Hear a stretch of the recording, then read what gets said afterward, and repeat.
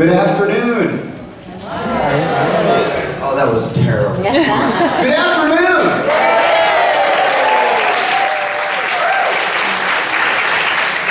We are not at a flute concert.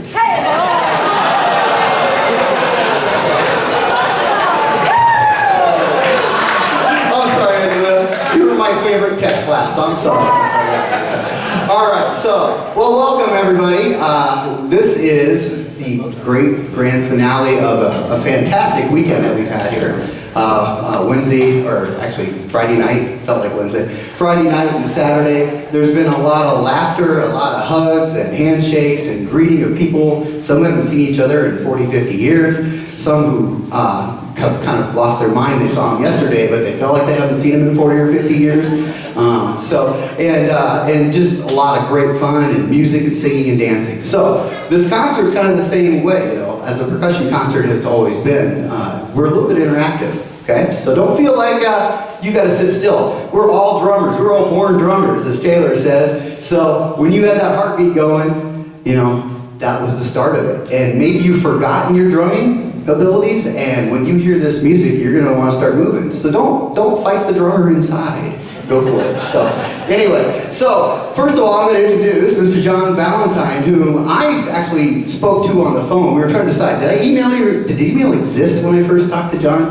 And we decided, no, it had not. And I was an undergrad student, and he was going to be our new marching band director. And I was like, I want one of those purple coats. I want to be one of the band assistants. So I don't know how I got the guy's number. He's like, how did you get my number?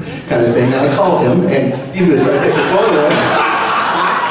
So anyway, but this guy came up and we had a fantastic season, and I got to be one of his very first drum major band assistants, and we survived the year, and now he's off to great things, and you see the stress of the job's kind of taking away some of his hair, because he had a full head of hair then. I want to say that. Yeah. Anyway, so here's John Valentine.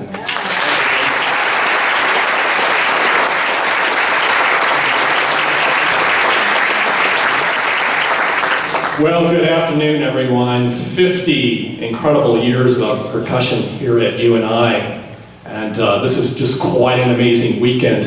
And of course, we have the Coffin and Hogancamp eras here, and I know that Kathy, you're here. Hello. Kathy, would you stand? This is Jim Coffin's wife. Thank you for being here.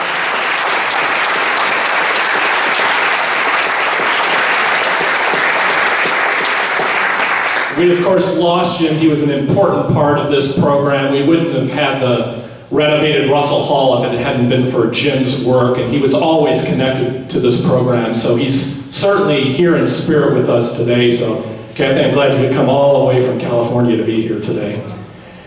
And then Randy Hogan. Randy, come up center here, would you please?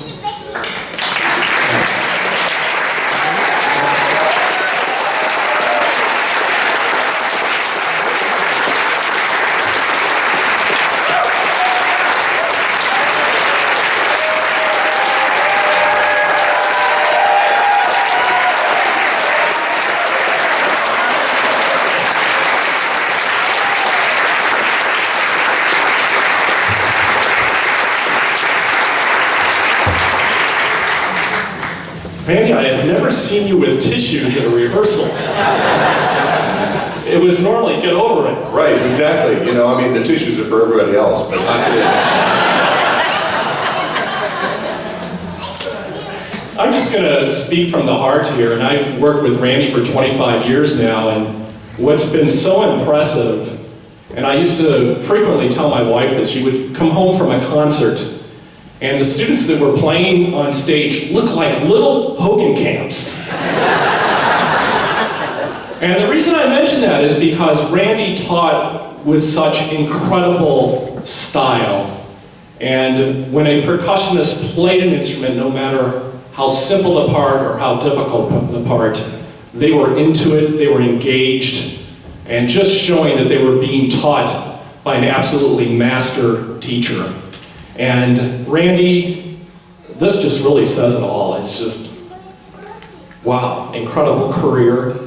And I just want to thank you on behalf of the faculty, the staff, the students for your years of just phenomenal work here. So let's give Randy one more round of applause.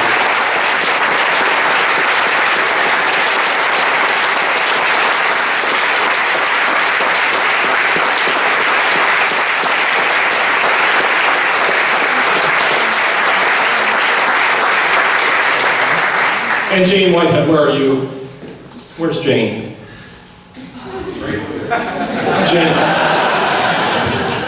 Jane started planning this like 5 months ago. I get an email from Jane and then a visit. Stand up, Jane. Jane did a lot of work to make this day happen.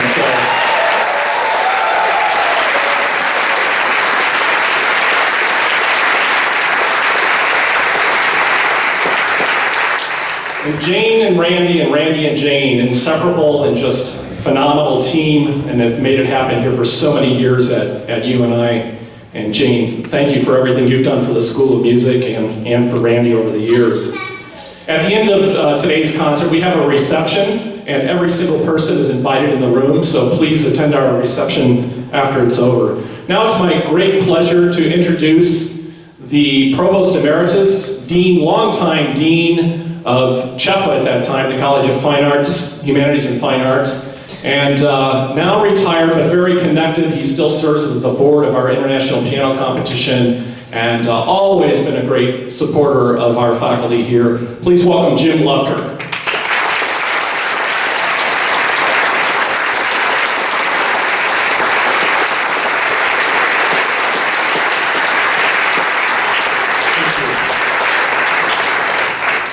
Quite a while back now, when Randy was just getting started with the Taiko drumming, Steve Kerrigan brought a group of professional Taiko drummers into the campus, and they were really something. They had this enormous drum, just huge, and this guy in a loincloth beating the drum, and he was really good. At intermission, Randy came up to me and said, "Jim, I have got to have one of those big drums." And I said, "Randy, I'll buy you the drum if you promise to wear a loincloth." So that sort of separated, and we went on to the rest of the show. At the end of the show, Carl and I are walking out, and from some distance across the atrium, Randy yelled out at me, "I'm thinking about it!" And I think he was. You know, I'm a really old dog. When I retired from UNI in 2009, I'd been full-time employed by one university or another for 49 years. During that time, I got to meet a lot of people, work with a lot of faculty, and I even learned a few things. One of the things I learned is, people go into academia for a lot of reasons, but whether they know it or not, they share one reason. They want to leave some kind of a legacy. At first, young faculty think the way you leave a legacy is by writing. Books, articles, whatever. But eventually they learn that the half-life of those things is pretty short. And they learn the way you leave a legacy is by teaching. That's what a university is all about. It's about teaching. We all know that Randy Hogancamp is a magnificent musician. You also know that he's leaving one hell of a legacy at this university. And I'm so proud and honored and grateful to have been able to watch him with his legacy leaving these last 21 years. Congratulations, Randy.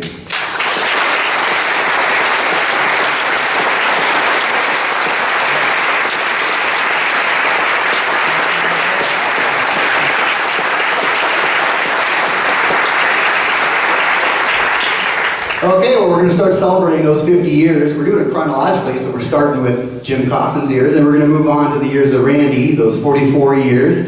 And for some of you might not know, Randy's really been here almost all those 44 years, like 48 of those years. So really, he has a connection with his classmates when he was a freshman and sophomore, junior, when he was undergrad here. He's got a connection with all these students. And so we're going to celebrate and have a lot of fun, and we want you to join in. So we're going to talk about Jim Coffin, and he taught here at UNI in 1964 to 72, and he was in charge of the marching band, the concert band, the jazz band, and the percussion studies. And about 50 years ago, in 1966, 5 percussion students came in as first-time majors. 3 of them were freshmen and 2 were transfers. This was the beginning nucleus of the percussion program. Rick Wynn, Nancy Griswold, Linda Milhouse, Randy Hogancamp, and Annie Brickmeyer made up this group. And I'm going to now introduce Miss Annie Brinkmeyer Pollock. And Annie graduated from UNI in 1969 with a BA degree in music, percussion. And it turned out to be some very useless office skills that she got, as she spent much of her life happily employed in offices of various types, winding up with 10 years at the University of Pittsburgh's graduate school in public and internal affairs. Although music never played a role in her work life, it has been an important part of her personal life. She has spent many years playing in some terrific community concerts and symphonic bands. Anne and her husband, son, and daughter are all active travelers. A couple of her favorite experiences have been musical ones. She and her daughter had fun introductory lesson on Korean traditional drums and soul a few years ago. More recently, in Cuba this past December, she saw a small advertisement that was able to work out through Spanish and a lot of pointing and gesturings to arrange a salsa percussion lesson on conga drums. Turkey, when they only shared a language in a hot cinder block room, and that language was music, but it worked, and appreciated learning some of the universal languages here at UNI, and she loves and lives the motto of one band she has been a part of. Music is for a lifetime. So everybody welcome Miss Annie Pollock.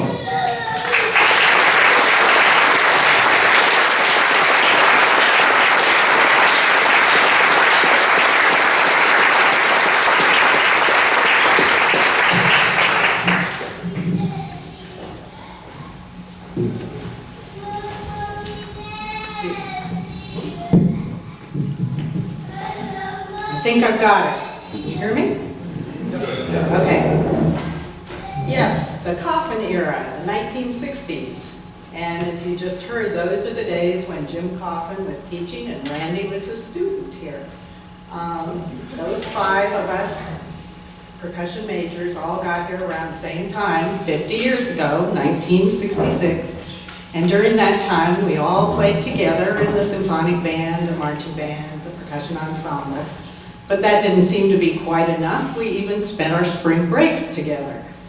We were having a good time together. Jim Coffin would get a university vehicle, pile us in, and drive off on a field trip. One year, we did Chicago. There was a must stop at Frank's Drum Shop, which was better than a candy store for drummers. And we visited the Ludwig, Musser, and Deacon's factories. As far as I know, none of us ever really wished we'd gone to Fort Lauderdale and the beach instead, except maybe when we got caught in a blizzard on the way home and ended up in Monroe, Wisconsin for an unplanned overnight. Another spring we went off to Dayton, Ohio and met Don Kennedy, one of Jim's Percussive Arts Society buddies, who was with Rogers Drum Company at the time. After treating us to a very nice lunch, far better than our usual college student budget fare, Mr. Kennedy took us to the factory for a tour. Afterwards, he pulled out a brand new snare drum and handed one to each of us. Wow. They were nice ones, and I still use mine. I think Randy still has his too. Now, if you didn't know Jim Coffin, I would describe him as sort of a cool cat with his goatee, his little foreign sports car, and his jazzy personality. So picture him walking around an auto junkyard on a hunt for brake drums for a percussion ensemble piece. He picks up multiple drums, holding each near his ear and striking with a mallet. The puzzled attendant finally figures something out and walks over with his only comment, "You're from the college, aren't you?" I'll have that vision in my head forever. Randy reminded me also about our group playing for a Sunday morning church service in Waterloo. Well, wouldn't you know, this time Jim had picked a piece that incorporated flower pots. Interesting. Well, afterwards, Jim declared the piece itself a disaster, but did report that some little old ladies gushed about it saying it was just like God was speaking to them. Go figure. None of us had any idea all those years ago that Randy and this percussion department would grow to be the living treasures that they are. But it has been a treat for me to be able to see it for myself this weekend. Thank you.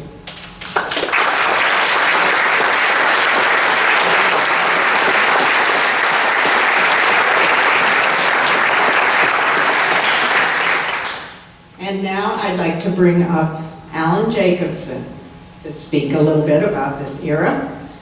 Alan was a student of both Jim Coffin and Randy Hogancamp.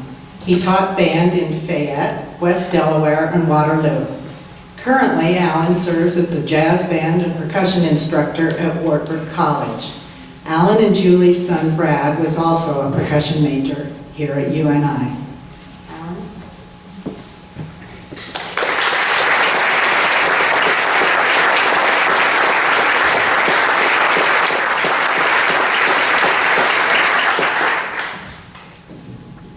Thank you. I'm one of the very few fortunate musicians here today. I've not only studied with Randy for 3 great years, but I also studied with Jim Coffin my freshman year here at UNI. And I guess I'd just like to tell a couple of stories about how I met him and how I became aware of the UNI jazz program and the percussion program. I think I was maybe a sophomore in high school, and we went to a jazz band clinic over in Sheffield, Iowa. And that was back in the days before jazz bands went out and competed for trophies and all of those sorts of things. This was just simply a clinic where the band went and played, and the clinician would come up and give comments and work with the band a little bit. There were no trophies, there were no first, second, third prizes or any of that sort of thing. That was my first encounter with Jim Coffin in the UNI Jazz Band. And it was just amazing. And after hearing that band and Coffin worked with the band a little bit, afterwards I asked my band director, who is this guy? It was just amazing. Later on that year, Mr. Coffin judged me at state solo and ensemble contest. And I went in and played my snare drum solo for him. And he sat at the table and he wrote and wrote and wrote and wrote and wrote. And I got about 2 pages of criticism. And I still got a 1 rating. So that was really hard to figure out because I couldn't understand how there could be that much wrong and I'd still get a Division 1. So sometime during the summer I persuaded my folks to drive me to Cedar Falls, and I gathered up enough courage to go into the music building and find his office. And this was sometime in June or July, and he was actually there, knocked on the door.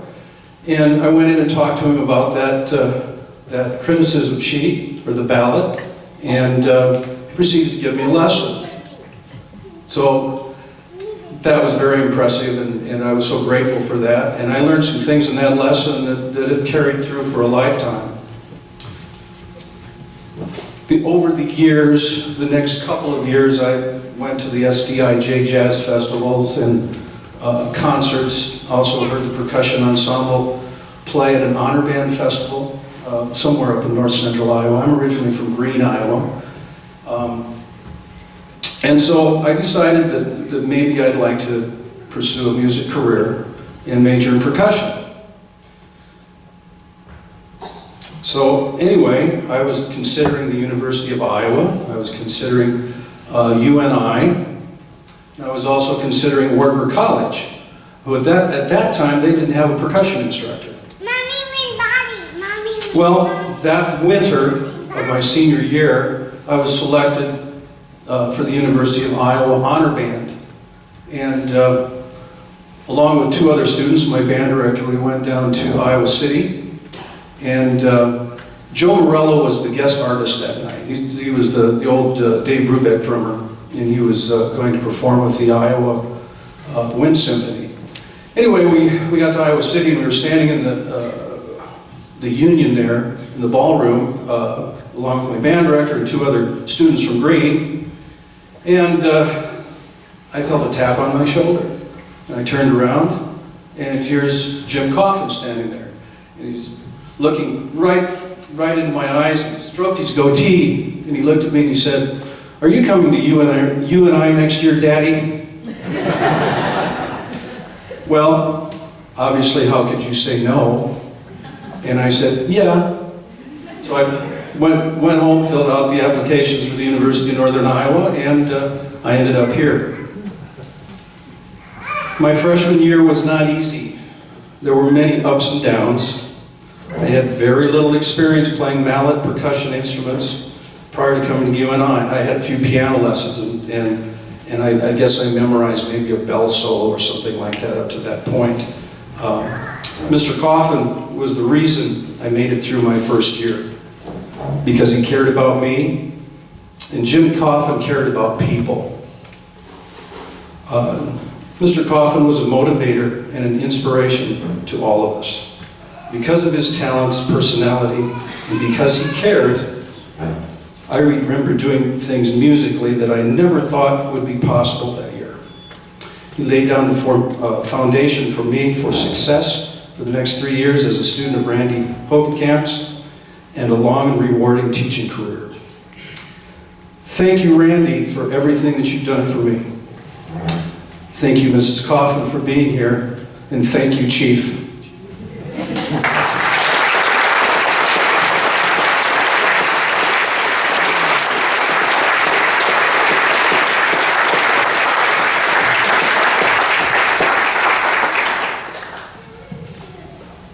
Now I'd like to introduce John Smith. John Smith was a freshman when Jim Coffin reinvigorated the jazz program at UNI. Inspired by Jim's leadership, John taught at the University of Minnesota, Duluth for many years. He currently leads the Pecos River Brass Big Band in Dallas, which was named after his business and love of model railroads.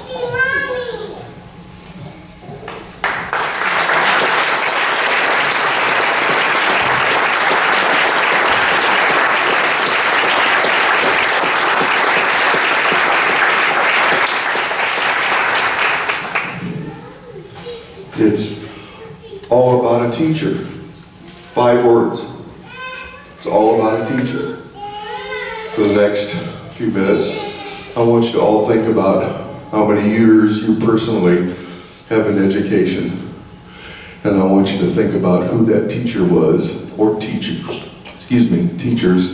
that changed your life. Because we all have at least one. For me, I had 7.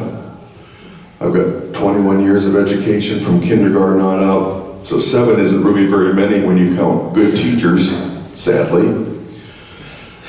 But I had a couple in high school and a couple in college and a couple in grad school that offered me an idea that I hadn't thought about, that changed everything. I'd like to tell you a little side story. I've got a daughter who's 27 years old and graduated from college, did her student teaching while she was fighting lymphoma. She's quite a girl. But she started teaching kindergarten after my wife and her mother taught kindergarten for 43 years. And you gotta imagine how many kids' lives that she changed. Christy called me soon after, probably a month into the year. She said, "Daddy, I got a nightmare." This is her first year of teaching. And I said, "Well, it won't be your last." She was in a small school, had 13 students. She had a little girl in her class named Scout. And I couldn't help but think of To Kill a Mockingbird. But Scout was way outside the box. You look around the room and count 12. Where in the hell is Scout now? Go out in the hallway, go everywhere trying to find her. She was just, as would work here, playing with a different drummer, right? And I said, well, you've got to think about how to teach this girl This is not one size fits all education, but a little bit about no child left behind. You just can't teach to the 12 and ignore this girl. You've got to figure out a way to reach her, to do something that gets her. I mean, she didn't color inside the line. She just wasn't one of the regular girls. I suspect that Jim Coffin was one of those students. I know I was, and I suspect Randy was probably too. The problem child. But I said, just figure it out. Figure out how to reach this girl and how to give her as much as you can. Because you don't go into teaching for the money, you don't go into it for you know, it's just, are you willing to spend the extra time with this girl, or to take them on a field trip, or to give them something extra? That's what makes a good teacher. And I said, in 40 years when you retire, you will think of Scout. And that's true. At the end of that year, Christy called me again and says, "You're right, Daddy, Scout's my favorite student." She was a challenge. And I think because maybe Jim was one of those, and he had a hard time with me, but accepted me. I know I had students that were that way, and I couldn't yell at them because they reminded me of me. I'm going to give you a little bit of oral history, and this is from my memory, so I'm not guaranteeing my facts. And I don't have any notes here, but I think I've got this down. I've been practicing. In 1962, the Iowa State Teachers College had an enrollment of about 2,000 students. In the fall of 1963, 3 months later, the State College of Iowa had an enrollment of about 3,500 students. That was my freshman year. That was Jim's year to come here to work on his master's degree. The baby boomers have arrived, and they knew it was going to happen, but they weren't totally prepared. They were starting to build dormitories as fast as they could. I was right up the street here in Ryder Hall in a room designed for 2 people, and we had 3 to a room. With the added revenue that brings in comes a lot of nightmares. What do you do when you're short classrooms, when you're short teachers? You've got almost twice as many students as you had last year. For the 4 years that I was here, it was the State College of Iowa. The year after I graduated, it became the University of Northern Iowa in the fall of '67. And this is the one I'm a little fuzzy on, but my memory tells me that student enrollment was 10,000 in just 4 years. This didn't just happen here. It happened at every university in the United States, college, whatever. It was a boom. And it was a hard time, but it was a great time. Jim got his master's degree, and they couldn't help but give him a job because everybody liked him. I mean, everybody liked him. So he became a teacher the following year on staff. I remember basically his percussion and marching band, but I know he taught an introduction to music course too. I don't know what all he taught. I'm going to disagree a little bit with some of the people before me, and I'm not saying my facts are right and theirs are not, but there was really no jazz program in 1963, 64, 65. It didn't start until about 65. And that's because a few of my classmates and I pressed Jim to get something going. And he went to the administration with a syllabus, a curriculum, and got turned down flat on everything. He wanted to hire the great Jack Oates to come in and be on the staff. He wanted to hire the great Dan Hurley, who's retired from North Texas now, to come in and be on the staff. Turned down for everything he asked for, until he asked for a rehearsal time to use the concert band hall for rehearsal. And the administration said, "Sure, Sunday night from 10 to midnight." Thinking that would just stop that right now. Did not want a jazz program on this campus. And that was also happening at a lot of campuses around the United States. Jim took it. Something you also might not know, that during that time, the universities thought that if they could control the women, they could control the men. So women had to be in their dormitories by 11 o'clock at night. night, the men would just go back to their dormitory, right? Yeah. But Jim, at midnight, would drive the 5 girls in our band to their dormitories and sign them in so they wouldn't get docked for the time, above and beyond. The other hard part about that time is that we had no music. There was no music published. No music published for a semi-pro band or a college jazz band, because there weren't any college jazz bands. The only market was for high school stage band, and the publishers published those bad, awful charts by Art Dietrich and Glenn Osser. That's all we had.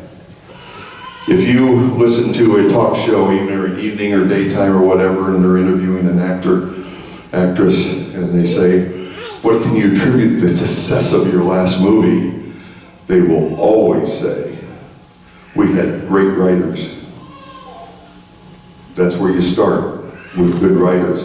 There was nobody writing. Now there may have been out on the coast, the West Coast, or up in Berkeley, there may have been a few charts available, but there was nothing published, nothing available, and we were scrounging, Jim was scrounging everywhere trying to find something to play.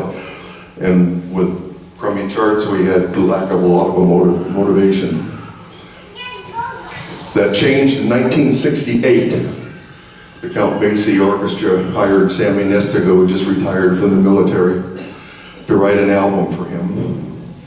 That album was called Basie Straight Ahead.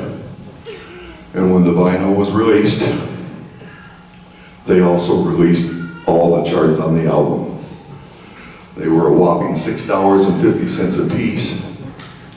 But you gotta understand that previous charts were $3 a piece. Gas was 25 cents a gallon, hamburger was 49 cents a pound, okay? $6.50 was a lot of money, but we had professional level charts finally. And they were big charts. Stan Kenton started publishing his Creative World, all of the Kenton Library was all of a sudden available. Woody Herman had published a few of his charts with Charles Coleman back in the early 60s, but nobody knew that they existed because there were no bands to buy them. I discovered them in 1969 in the closeout bin at Hospice over in Omaha for $1.50 and bought every one I could find. But there was no music until then. And that's when the band started getting better, is in 60, 66, 67, 68. In the fall of 66 was the year that Randy Hogancamp came to college from little old Beeman Conrad, and he could improvise. We didn't have any improvisers in 65 and 66. We didn't have anybody. Also came in from Sioux City was Mark Ellis on trumpet and Bob Quam on tenor saxophone. We had 3 improvisers all of a sudden. Doesn't mean there weren't some good improvisers back in the 50s and early 60s on campus, but we had nothing like that. We had good players, but no improvisers. It's pretty hard to play jazz unless somebody can stand up and take a solo.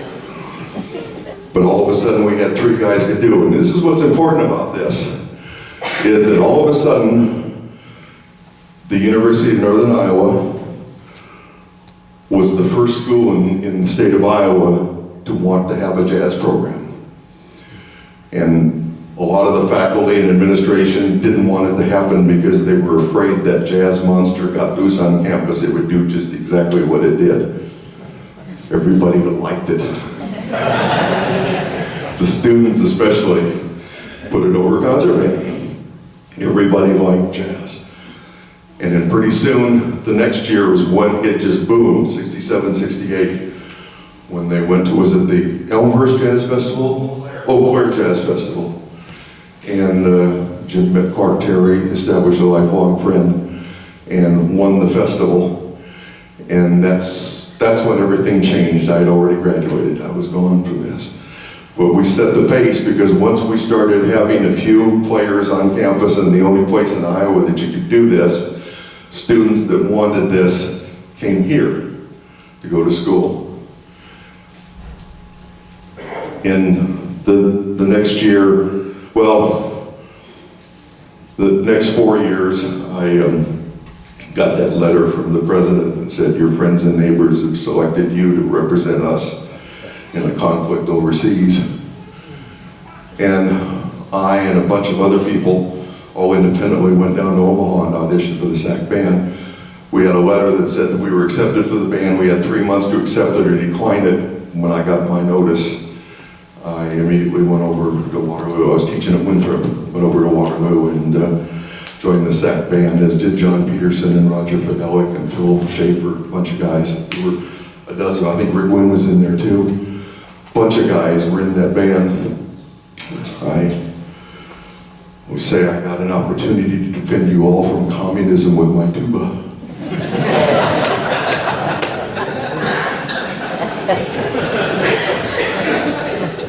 But it was a job offered to me that I could do. I was a pacifist. There's no way I could have shot another human being. Had I gone to Nam, I might have been dead. There's just, I know it would have happened that way. But I found a job for me and a way to serve my country, as others did too, and that was an interesting time. In '72, I was released and I came back to Northern Iowa to get my master's degree, only to find out that Jim Coffin had just resigned to go with Premier Drum Company. I was floored. I couldn't believe it, how I wanted to get back with the coach. Later guys called him Chief, I always called him Coach. Hey Coach, put me in. And I ended up being his surrogate to Carl Magnus Holbeck, concert band man. Jim wasn't here anymore to listen to his story, so I got to listen to him, and I mean got to listen to him. But I had an assistantship to be his assistant that year, which was the same assistantship that Jim had 10 years earlier. And at the end of that year, it was late July, and I still didn't have a job for the fall. I wanted a college teaching job, and they were really competitive, hard to get. Carl Holbeck made a phone call, and I got the job. No way I was the best qualified person for that job, but I got it. It was for 1 year, and I had to prove myself to keep it, which I did do. But I was hired to start a jazz program at the University of Minnesota Duluth. The head of the department wanted it. The rest of the faculty did not, but he wanted it. So I presented a curriculum and got the band going, second band, combos were going. I had to teach them all myself. Most college teachers have a 12-hour class load. I had a 25-hour class load, but I didn't mind, I wanted to do it. And we started the jazz program. My Head of the Lakes Jazz Festival was basically the Tall Corn Jazz Festival 7 hours north. I put in the courses that I knew Jim was trying to get, like arranging and composition and theory and literature, improvisation. And I taught them all, nobody else to teach them. But thank God I had Jim Coffin, because there's no manual on how to do that. As a matter of fact, that job doesn't even exist anymore. Nobody can get a job to start a jazz program on a college campus, because every college campus that wants one has it already. You can go in and replace somebody, but there's no job to start one. I was the luckiest guy in the world, 27 years old, and I had a job like that. But I put it together. My first year, my guest artist was Randy Hogancamp. Came up, played some vibes, things that Gary Burton had played. And my fourth year was Jim Coffin.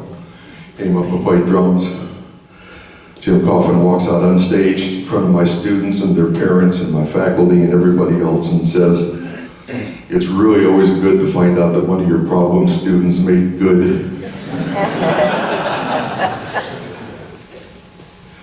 But he was a dad to me. My dad died when I was 11. He was a mentor.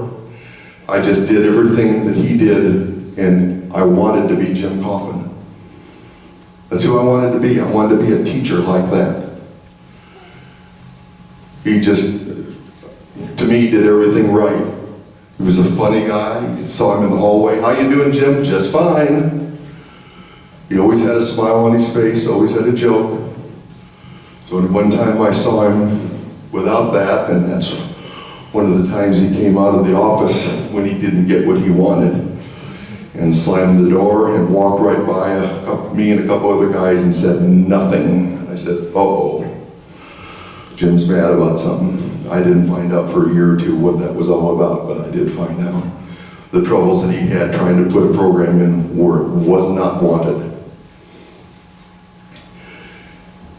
It was a good time for me, and I ended up in 1980 leaving jazz and leaving teaching and going into another business for my own, because I didn't see myself feeding my family on a bass trombone player's gigging money. I made $16 a gig when I was at State College of Iowa every Friday and Saturday. I'd give anything for a $16 gig today. Don't exist. It's a different time. Back then, we wanted jazz on the campus because we wanted to get it out of the bar and the strip joint and put it on a place where we could give it legitimacy and honor and status as America's art form. We basically told everybody to shut up and sit down and stop dancing and listen to our art. Now we're playing for audiences of 14 people. I know colleges bring in big crowds for obvious reasons, but there are 35 big bands in Dallas, and sometimes the band outnumbers the audience.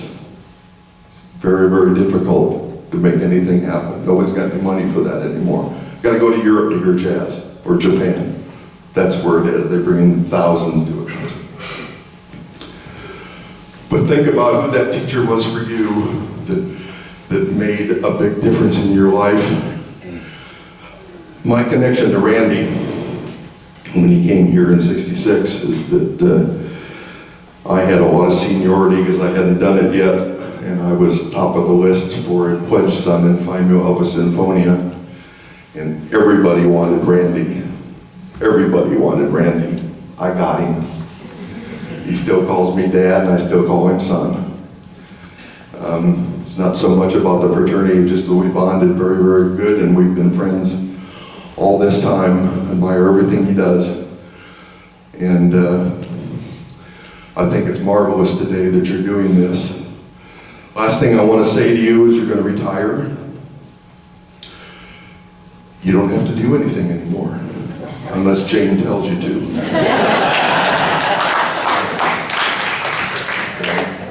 But taking a nap is not a bad thing. Every day is Saturday afternoon. If you got cats, you just follow your cats. They're sleeping over there. So that's a good idea. I'll have a nap.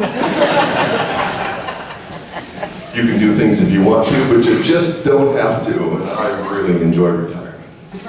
I'm moving my favorite speed at this moment.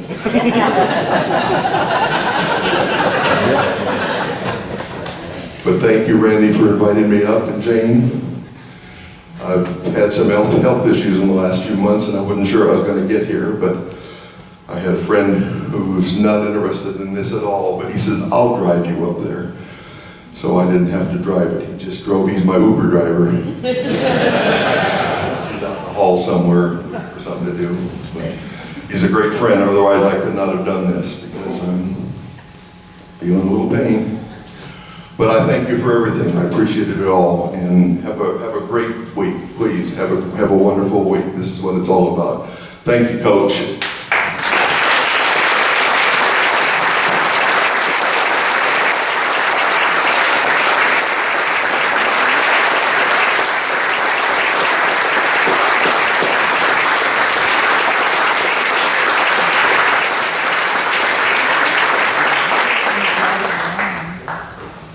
As was already mentioned, Jim's wife Kathy is with us today.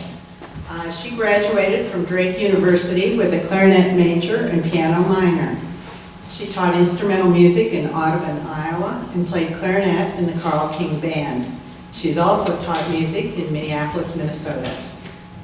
Jim and Kathy were transferred to the Yamaha Music Corporation in Buena Park, California, where Jim was hired to develop percussion, from drum sets to marching percussion.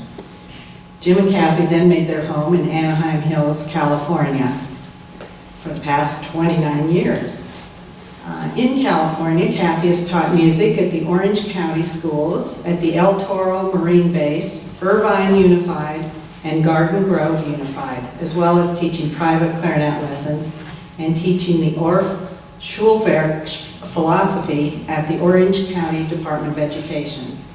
Sadly, Jim died of cancer a year ago, in April of 2015. But we are so pleased to have Kathy here with us today. Please welcome.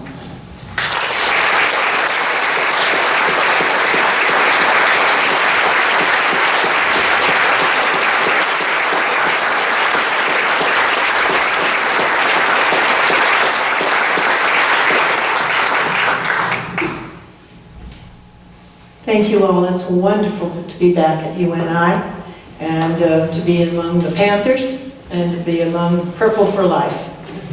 And I would often tease Jim, and he would tease me that I was a bulldog, and I got a little upset about it, so I said, okay, you're a cougar then. And he did not like that at all. He did not like it, and I said, all right, I'll say it's a Panther then. But I want to share with you that Randy, Jane, and John, and other UNI representatives were with the Coffin family as we celebrated Jim's life at last May.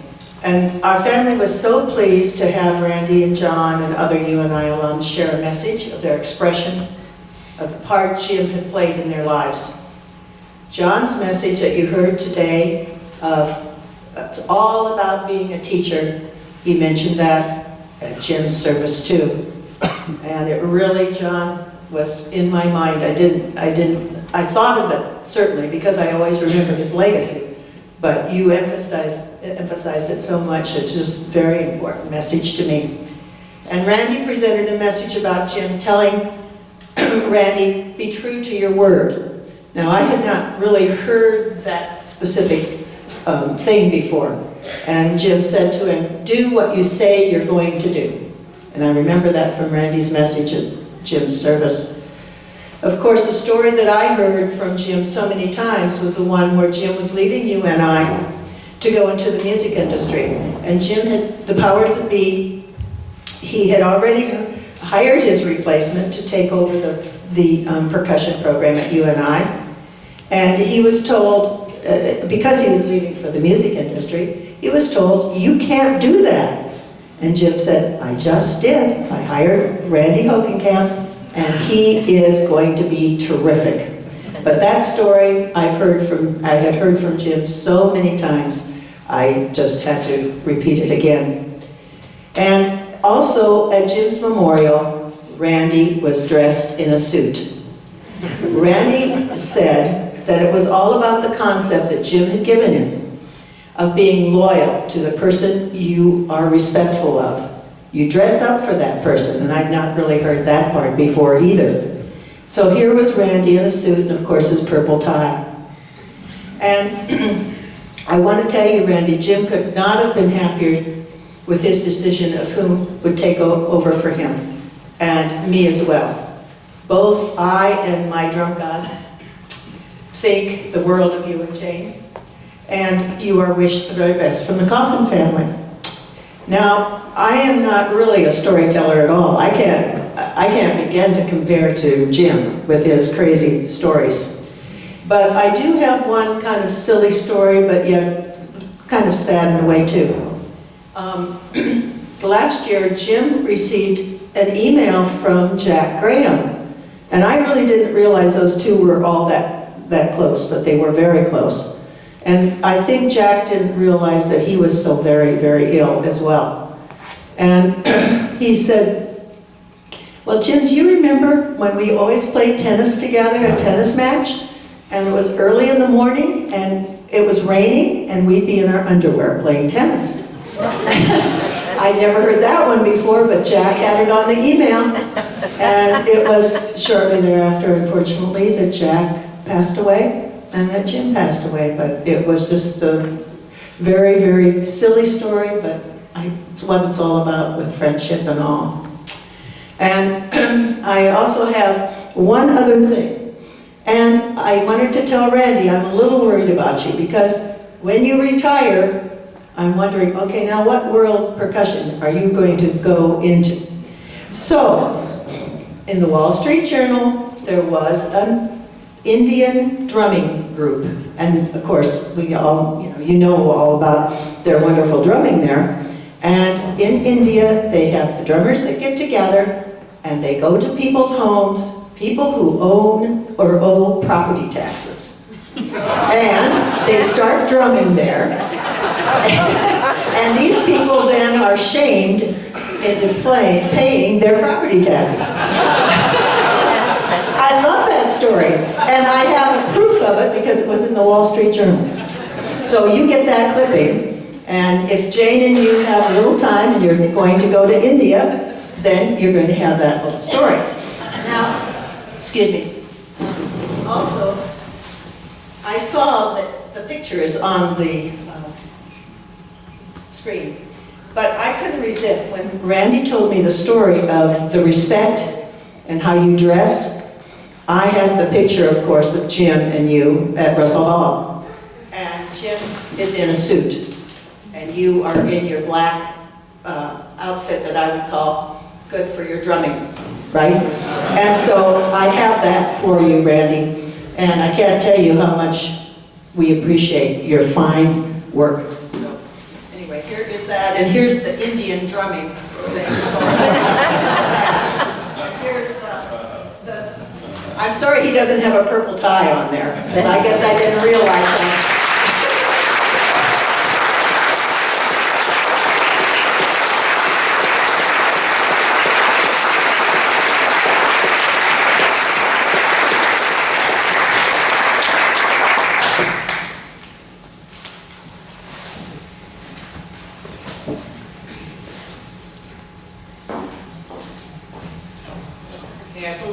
I believe Randy has a presentation to make now.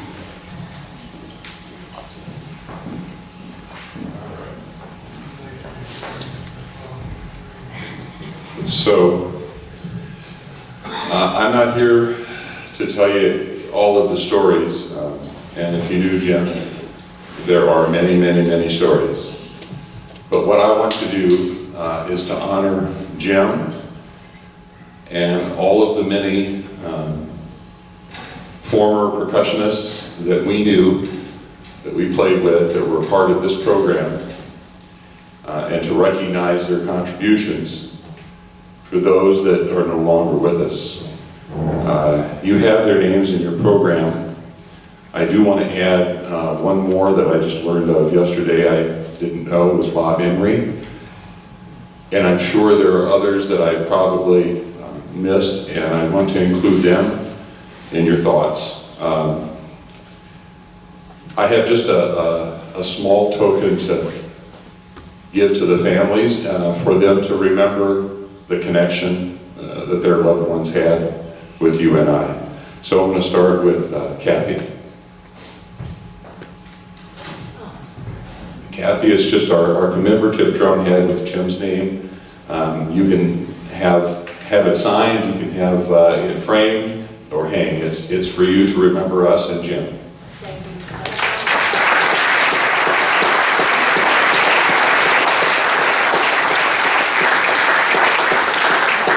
I also know that Dick and Joyce Capps are here. They have been longtime supporters, not just of UNI percussion, but all of UNI music and School of Music and jazz programs. And I want to recognize Tom and also give you one of our commemorative heads.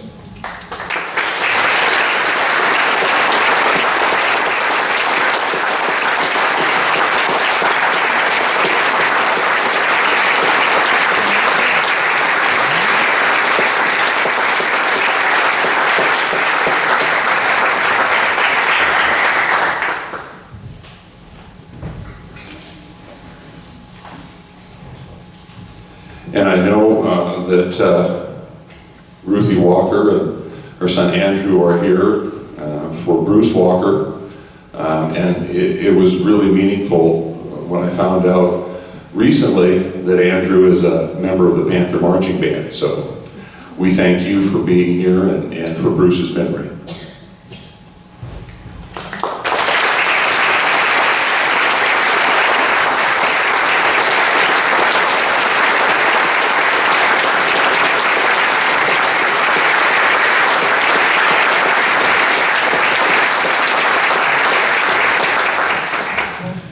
I haven't had a chance to see, is Denise Gallagher here?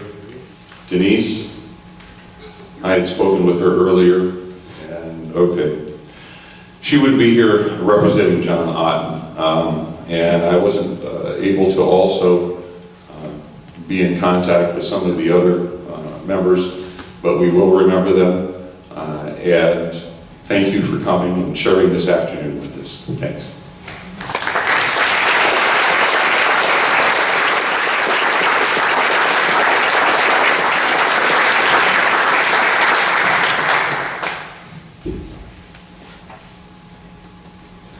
All right, I would like to tell you a little bit about Ryan Frost.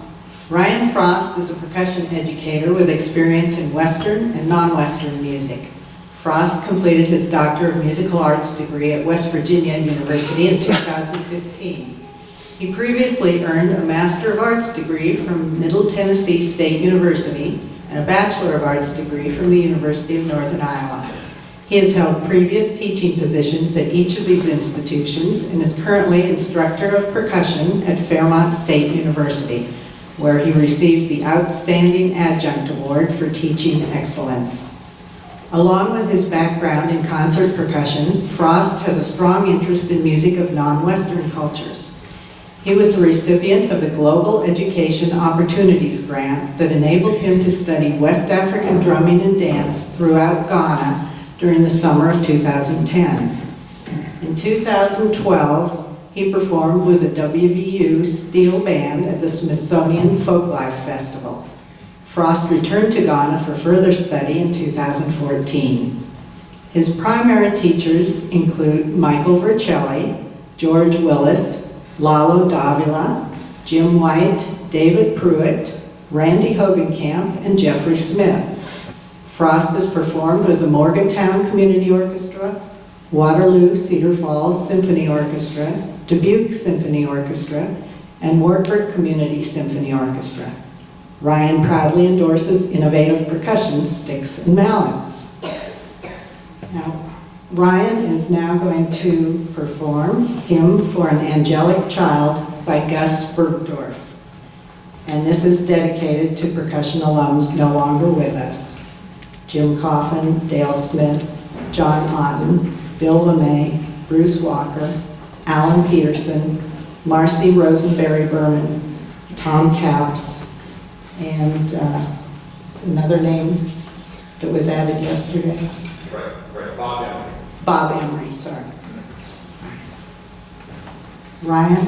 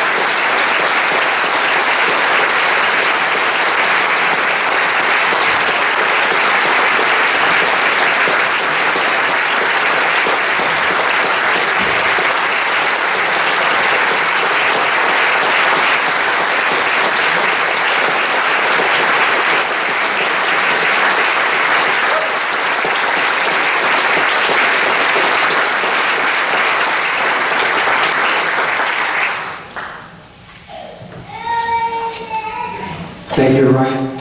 All right, we're going to move now into 1972 to 2016, our Hogancamp years. So, our next presenter is Sir Dan Hummel. Around 1973, Randy and Tom Davis got together so their students could play and listen to each other at Iowa Days of Percussion was born, so that's where it all started. One event that Randy can remember from back in the day was that Dan Hummel played the Beck timpani piece, or Sonata for Timpani. Mr. Dan Hummel is a 1977 BA in Music from UNI and a 1986 MA in Special Education from UNI. After graduating from UNI, part-time day work and plenty of playing opportunities kept Dan in the Cedar Falls area rather than seeking a music teaching position elsewhere. When it became time to pursue more of an adult lifestyle and an income, he found a niche in teaching and special education as a segregated facility for behaviorally disordered students. It was a day gig that lasted 29.25 years, with him retiring in 2013. Dan started performing professionally at the age of 14 and continues to perform to this day. 5 decades of drum set, vibraphone, and percussion gigs have included dance, rock, jazz bands, circus and rodeos, musicals, symphony, concert bands, recording sessions, and the annual birthday club every September at Friendship Retirement Village, home for his mother's birthday.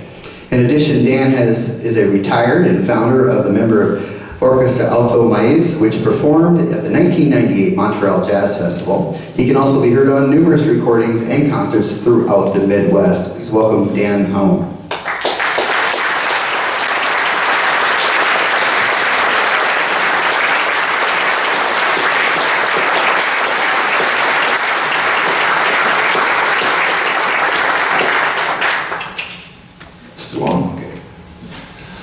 Well, I'd like to thank the UNI Music Department, John Valentine, Matt, Randy, and Jane, and all the other committee members for organizing this wonderful event honoring Randy's retirement and recognizing his long tenure here at UNI. What an infectious energy and camaraderie we have this weekend. Well, the alumni and all the like-minded people here, I feel the drum love.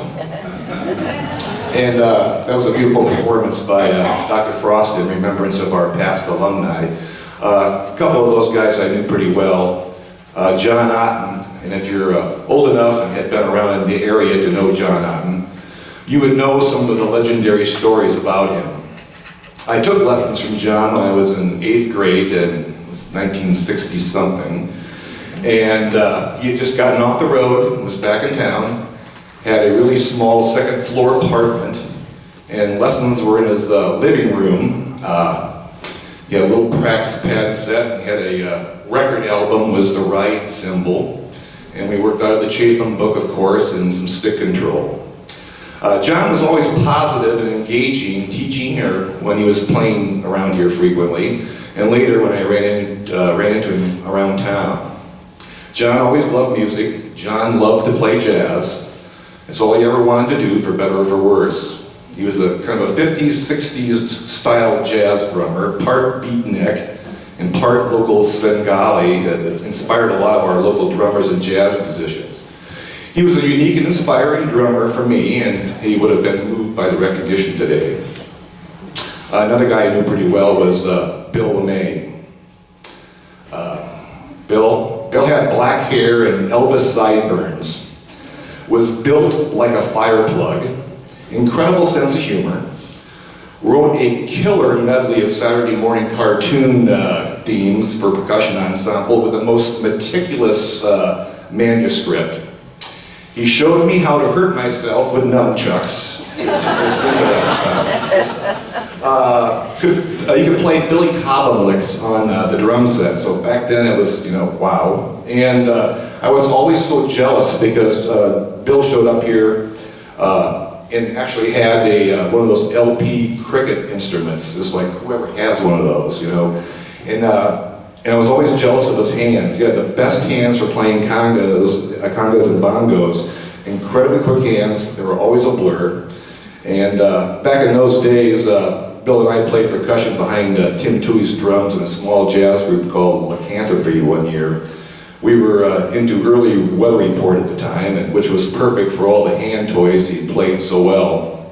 We made some timely music together, and Bill was a great example of past alumni that was a member of the percussion family here, despite not being a music major, who added to our heritage here at UNI.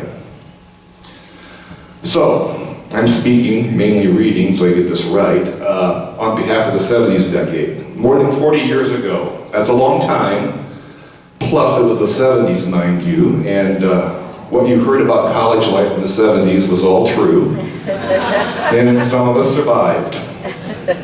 But I have a slight advantage over most of you in documenting the Randy experience. Since I'm from Waterloo and stayed in the area after graduating here, so it's a little bit deeper than my time just at UNI. When I was in high school in the spring of 1970, Randy appeared as a student teacher at Waterloo West High School. I already knew of Randy being in close proximity of UNI. My high school band director, Bob Schaefer, and Jim Coffin were longtime friends. They were in the first jazz band here at UNI, started the program. And Coffin would come around and rehearse our jazz band once a year right before tall touring competition. And I used to go up to the university for all the concerts in the jazz band rehearsals because they were at 10 o'clock at night. And I remember listening to Randy play in the first band back then. Well, having a percussionist give you lessons at the high school level instead of your typical high school band director was a big awakening for me. An actual technique to play tambourine, triangle, bass drum, timpani, and crash cymbals without making them suck together. Scales to practice on marimba, and music just written for percussion ensemble. That was just too cool.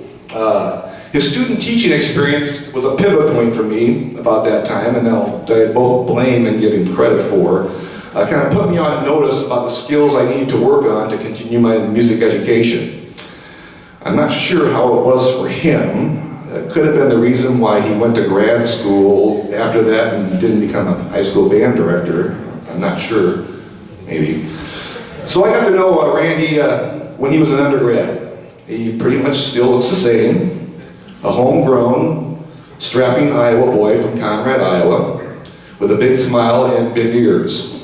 And when I mean big ears, I mean he hears every note everyone plays when conducting an ensemble, right? Big ears. So as a senior in high school, I just decided I was going to UNI with a bunch of my classmates and study music. West Waterloo was basically a feeder school for the UNI Jazz Band back then, thanks to Bob Schaefer. True story.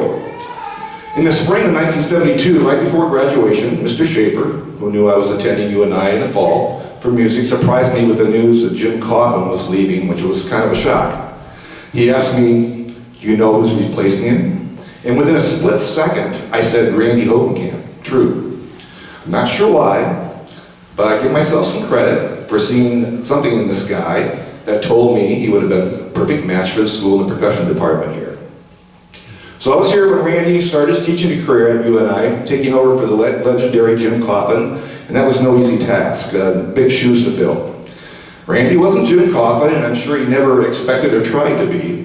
Coffin was a jazz guy with an infectious personality and that did his homework about all the rest of percussion stuff, and did an incredible job at UNI. Randy brought back his Northwestern master's degree, his Chicago experiences, his performance and teaching skills, and I believe elevated the percussion department equal to all the other fine students here at UNI that were producing with such wonderful talent at the time. Right away, during his and my first semester, the road trip started into Chicago. The Swinglin, Musser, Deegan, Ludwig factories, Rosa's record store, Dinah's Greek restaurant. That's where I first heard Oba and learned what Uzo was. And then, of course, as mentioned, the sacred grounds of Frank's Drum Shop. It was pretty good stuff for, naive 18-year-olds. Back then, taking applied lessons, whether it was snare, timp, keyboard, or a multiple percussion setup, was always an opportunity to grow musically with Randy. Keyboard lessons were always the toughest for me. You could always expect to woodshed a difficult etude or solo for weeks, and then have Randy whip through it to demonstrate how it should be played. And basically, he was just sight reading the parts on his own. And I was just, he just killed them, and I was struggling. Snare lessons got to be way fun. playing those delicate etudes after I got enough chops to play those wonderful pieces. And after we exhausted the entire normal snare repertoire, he encouraged me to write my own etudes that I would spend hours doing, trying to compose something different and difficult to play. He'd always blast right through it while I was trying to keep up with something that I actually wrote. I'm not sure how Randy currently teaches students to tune timpani, but back in the day, tuning timpani was such a scene for me. You had to find your pitches by using 2 tuning forks. He gave you an A and a B flat, and that's the only thing you had. It wasn't one of my strong points, and of course, Mr. Perfect Pitch here was always patient on, letting you know he just didn't quite have it in tune.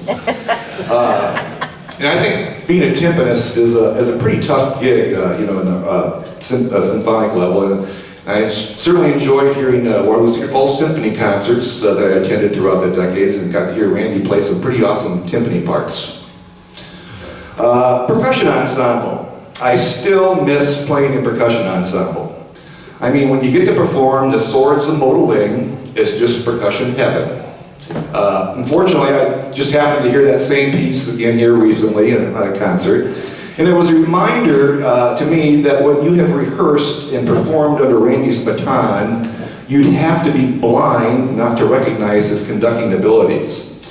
Right hand, feeding tempo, subdivisions, and volume, his left hand cueing everyone's interest or significant passage, whether it was just one in one measure, 21 cues in one measure. He would get them all.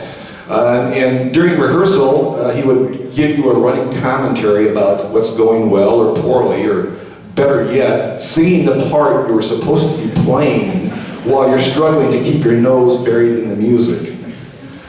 Am I remembering that correctly? Let's see. Yeah. I always thought Randy was an exceptional conductor and could have had a career as one if he chose to do that. A couple of my personal highlights with the Randy music percussion experience were getting to perform the Bartók Sonata for 2 pianos and percussion with him. I never practiced so hard or was so worried about playing my parts and trying to meet Randy's expectations. And I was reminded about another piece that we did together when I found an old program out front. We did a duo for percussion by William Seidman on one of his many recitals. I think we played together, and we played together in a pit orchestra for the local production of 1776. Back then, those shows ran for several weeks, and it was just so much percussion fun. I played the drum set, and of course, Randy covered the other 2 or 3 percussion parts all by himself. And as great musicians do, he always made me sound better by inspiring a good performance for me and covering my shortcomings.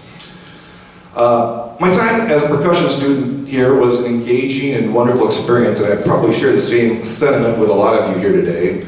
I really didn't want to stop the fun. Orchestra, wind ensemble, jazz band, percussion ensemble, pit band for musicals, jazz combos, percussion quintet, all fun. Right before graduation, I realized those diverse percussion opportunities become pretty narrow after you stop being a student here. And I'm totally jealous when I kind of heard some of the Taiko and West African drum ensembles that perform here. And I certainly wish you could have started those groups a little earlier, or maybe a lot earlier. The friendships and camaraderie of our fellow percussion studio classmates is really difficult to duplicate, and I hope this weekend was as special for all the past alumni as it was for me. And let me just say that Randy's enthusiasm for all aspects of percussion, his musicianship when performing, his engaging personality, and his boyish good looks has never waned over the years and these decades since I've known him. Randy, Jim Coffin started some drum here at UNI that inspired you to attend, and he knew that passing the baton to your able hands would result in which has transpired these 44 years of continued dedicated teaching and spot-on performances. So Randy, congratulations on a remarkable career at UNI, and good luck to you and Jane as you segue into retirement. And my congratulations to Ryan Frost, whom I got to meet on Friday at the reception. My brief impression of Ryan is that he knows exactly what he's getting into, what's ahead of him. He knows the gig here, he has the chops, and he's ready to bring the drum love. And Ryan, I hope you brought some extra socks with you, because you'll need them for filling those big shoes. Thank you.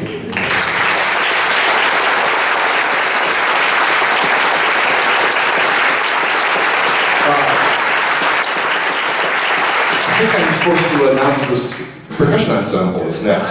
I think so. Is it time? I believe it's time. So, Marimba Ensemble playing Randy's arrangement of Earth, Wind, and Fire's After the Love Is Gone.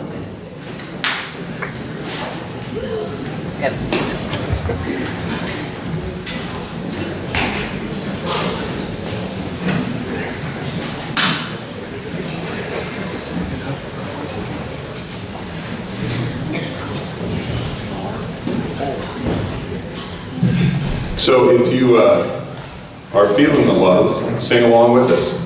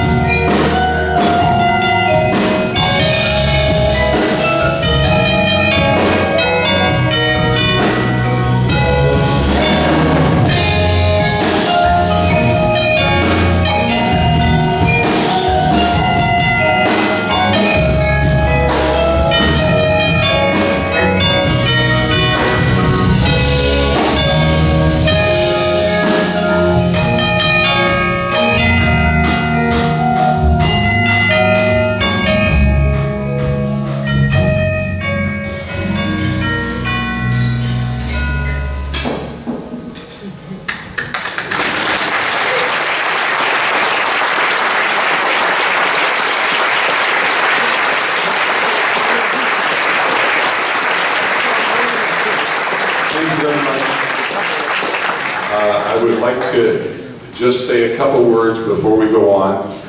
Right at the start yesterday of our first rehearsal, the room is full of alums. Everybody just jumps in, finds a part. The electricity in this room, I think I said a few minutes ago to somebody, you lit a match, it would have just exploded. These guys, these alums are incredible players, phenomenal players. I know they're enjoying it. I want you guys to enjoy it as much as we are. I need to also, and I want to acknowledge our faculty bassist, Dr. Alex Pershunin, for coming in and giving us a piece.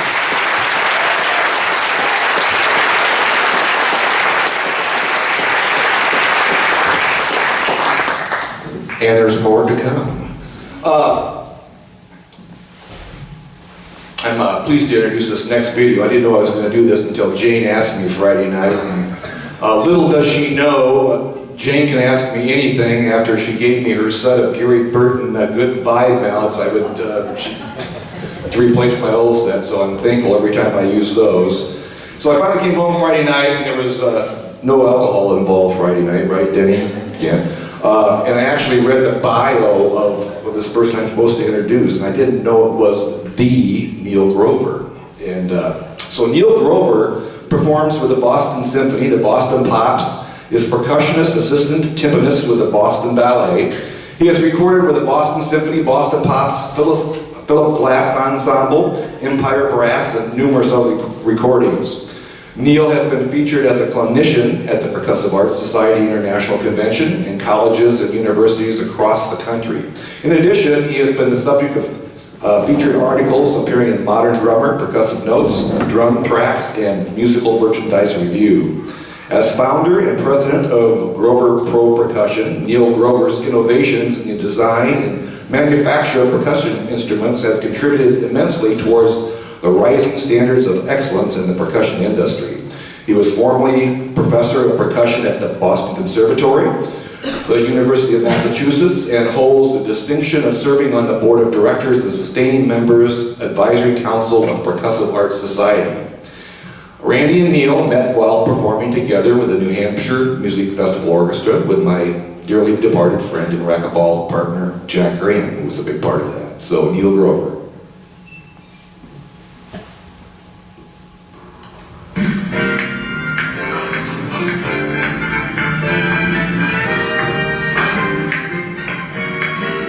You put in so many years of hard work and practice.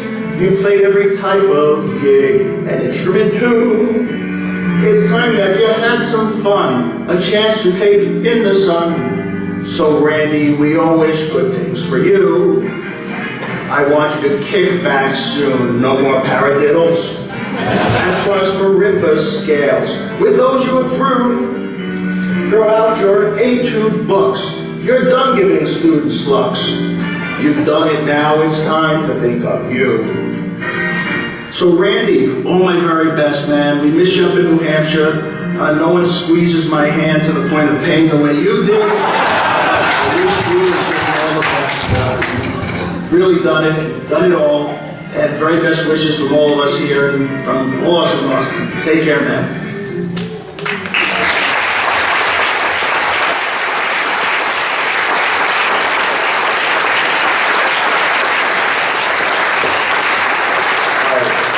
This next piece is going to be a real treat. We're going to hear Randy's arrangement of The Temptations' My Girl, featuring Charles Pugh on vocals. Yes, in just a moment, I met Charles, I think maybe in 1988 or 89 at the latest. We've known each other for a long time. What a phenomenal person, what a phenomenal story Chuck is and has to tell. The best part is when he comes up here and sings. Just wait, it's a treat. To your ears and ours, Charles Pugh.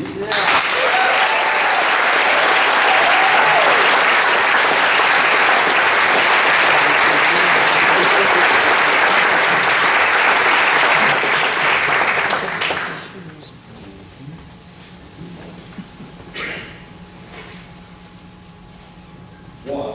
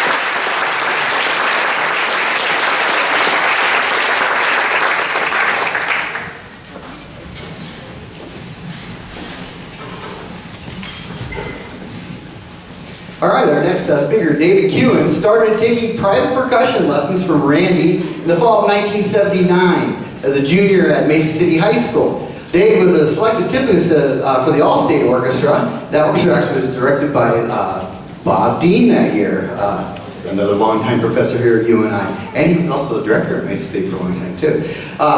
Dave then attended UNI in 1981-82, playing in the wind ensemble. He spent 1982-83 doing military training, and then attended UNI as a declared music education major for the next 2 years.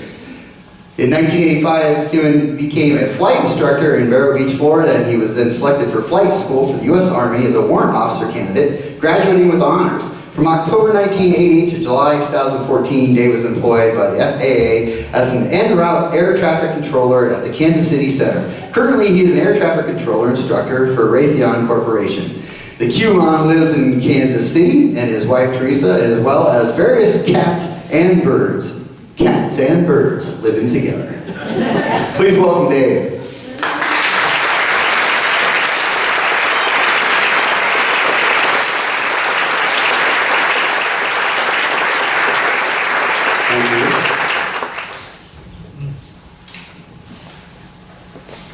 I too was a bit surprised when Jane sent me an email on Thursday saying, I need a bio because you're going to be talking in front of everyone.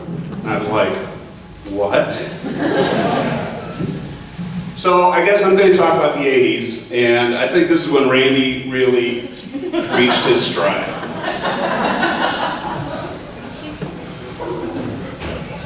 The percussion ensemble tours. There was a guy, Steve Crawford, was working on his master's in conducting, but he was also a very good percussionist. He's not with us this weekend. But we were on percussion ensemble tour, and we were with the harp choir. And Randy said, hey, you know what would be really cool? Is if you two guys hid in a harp case. So I was thinking, set up, we're going to be locked in there, we're going to be loaded in the van or something like that. But no, we get in this harp case, and one of the harpists comes in and opens the case, and Crawford and I just go, wah, like that out. And she's, runs clear down the hall to the high school we're in, and out the door. I think that same tour, the after party in the hotel room, so there was a bit of enjoying of the brewer's yeast going on. And Marilyn Weaverling was with us, and she and Steve Crawford started doing backflip competition on the bed in the hotel room. And then Crawford said, well, watch this. And he goes to the bathroom door, and bam, punches it. And he puts a hole in it. So now we're like, oh my God, what are we going to do? What are we going to do? And Randy says, quick, who's got gum? Everyone, start chewing gum.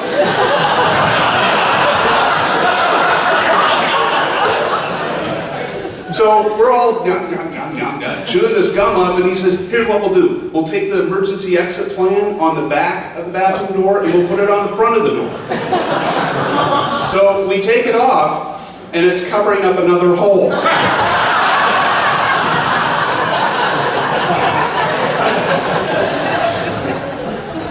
Probably the best percussion tour story, though, I don't know where we were at or what was going on, but Randy, instead of, when he was introduced, ladies and gentlemen, Randy Hogancamp, instead of coming out and just going directly in front of the ensemble, he walked behind the ensemble. And I was always one of those, no, you stand up when the conductor comes out and wait until he gets up there, and then you sit down and you're ready to play. I was playing timpani on this piece. So he's walking behind the ensemble, he walks behind, he goes all the way around, takes his bow, turns around, has this Randy Hogancamp manic smile, and he looks at time. So I get ready to sit down, I sit down on my throne. Squeeze. He put a wet sponge on my throne.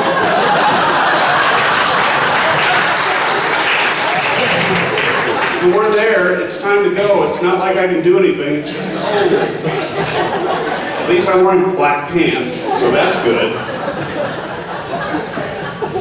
So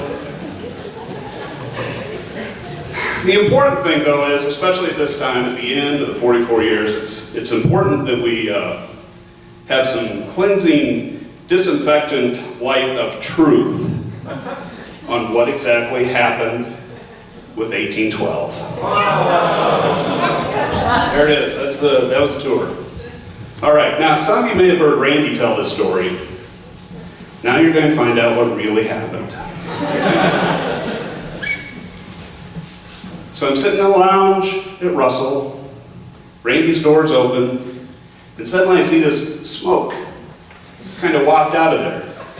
I'm like, obviously I'm curious. I'm walking down, I think, that was it, Randy finally did a single stroke roll so fast, it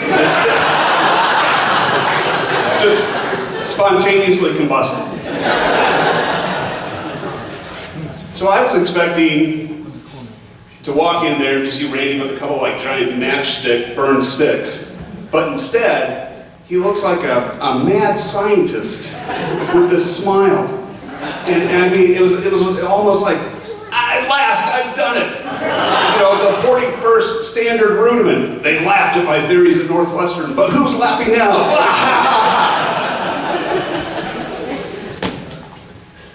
So I walk in and said, so what's going on? Well, Waterloo Symphony's doing 1812, and Joe Genta wants to get a synthesizer to do the canon report, and we're going to do these smoke pots to add a little visual to it.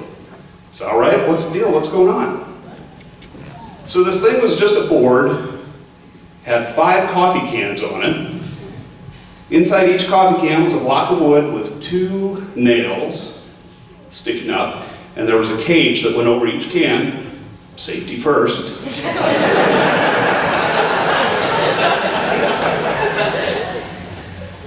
And then behind each coffee can was a light switch, except on one corner there was the master switch, which was also just a light switch. But this one had red magic marker written around it. So that was the master on-off. And he said, now watch this. It's cool, watch this. He got some steel wool and he fluffs it up and he puts it on the nails. Oh. The whole thing's wired with what I can only imagine what used to be a ground extension cord that Randy cut the plugs off of both ends. So it's wired up with extension cord. So he puts this steel wool over the nails, little flash powder, and then puts the cage on because safety first. Watch this, he turns on the master and poof, nice little mushroom cloud of white smoke. And he says, well, you've done military stuff, you like blowing things up. Do you want to do this? Now, if smoking was allowed in Randy's office, and if I actually smoked, I would have lit up a cigarette and done this. No problem, Chief. But instead, I think I lost control of the volume of my voice, and I said, yes, I'll do it. So about a week later, it's time to go. We're at West Auditorium, Waterloo West. And we have this thing set up behind the third violins. And I know Randy was playing timpani, and Steve Crawford was there. He always seems to be involved in these things. Crawford was there playing snare, and I think Marilyn Weaverling was playing cymbals, chimes. And of course, I was playing Old Sparky. So we're getting it ready, and it's Crawford and Randy and myself, and we're all getting a little bit of steel wool, and we put it in, Randy gets the flash powder, and tick, tick, tick, tick, tick, tick, puts it in, and everyone puts the cages on because safety first. And we're all set. So I say, well, this guy's got to go put his tux on. I'll be back in a minute. So I go put my tux on, and I come back, and I make sure everything, we're plugged in, master switches, everything's good. All right. Crawford's over there talking to someone else, and Randy's kind of off in the hallway. I think he was a bit of a piker with the powder. So I get the flash powder, and I go, tick, tick, tick, tick, tick. So everything's set, 1812's on, and Randy's got his best Buster Keaton face on. He is absolutely emotionless. Doesn't say a thing. But it wasn't until after the downbeat where the cracks started to appear. Because I'd look over at Crawford, and I'd nod, and Crawford would turn to Randy, and Crawford would nod, and then Randy would nod back at Crawford, and Crawford would turn to me, and I'd nod, and everyone was nodding back and forth.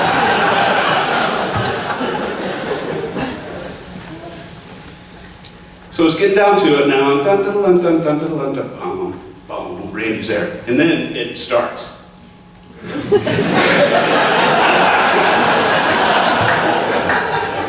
the classic Randy, yeah.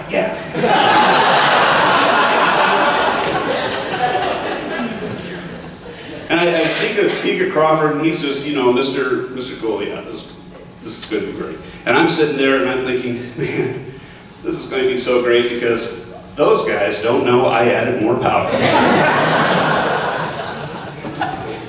What I didn't know was that while I was putting on my tux, at some point Crawford came back and thought Randy was a little light with the powder. So Crawford, tick, tick, tick, tick, tick, in the cans, he walks away. And apparently at some point, Randy came back. I thought, yeah, I might have been a little light with the powder. Let's give these guys a show. So he tick, tick, tick, tick. So these things have like 10 times the recommended daily allowance of black. So it's timpani roll, and the first chart's click, and I'm like, holy toast.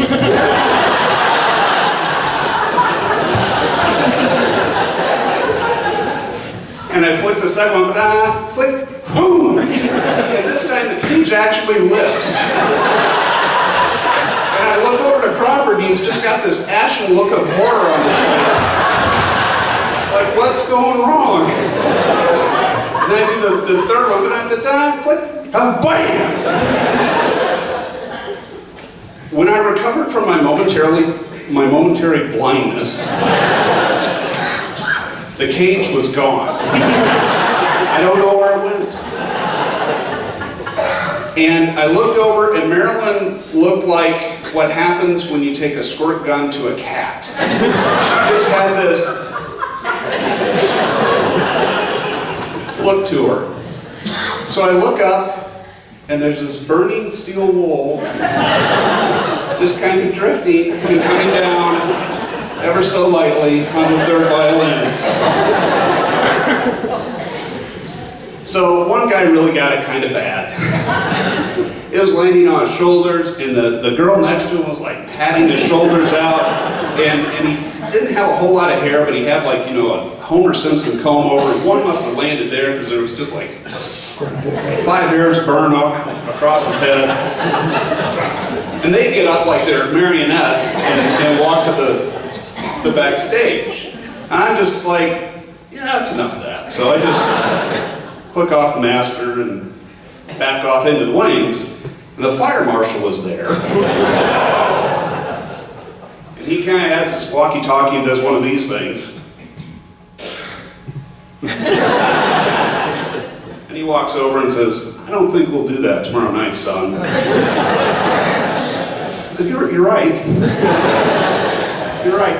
And these violinists are sitting here, and this one guy, he's just holding his fiddle and his bow, and there's smoke coming from his shoulders, and it smells like burned hair a little bit.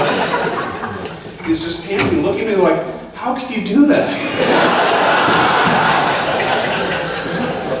And all I could do is look at him and go, sorry. And that's what really happened on 1812.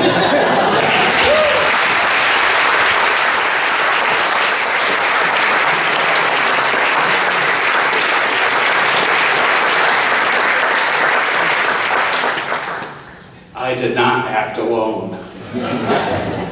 Okay, so now I guess it's Wade? Fanga. This is the West African Drum Ensemble, Wade. It's a welcome piece from Liberia entitled Fanga. And just so you never forget, your own vinyl of 1812.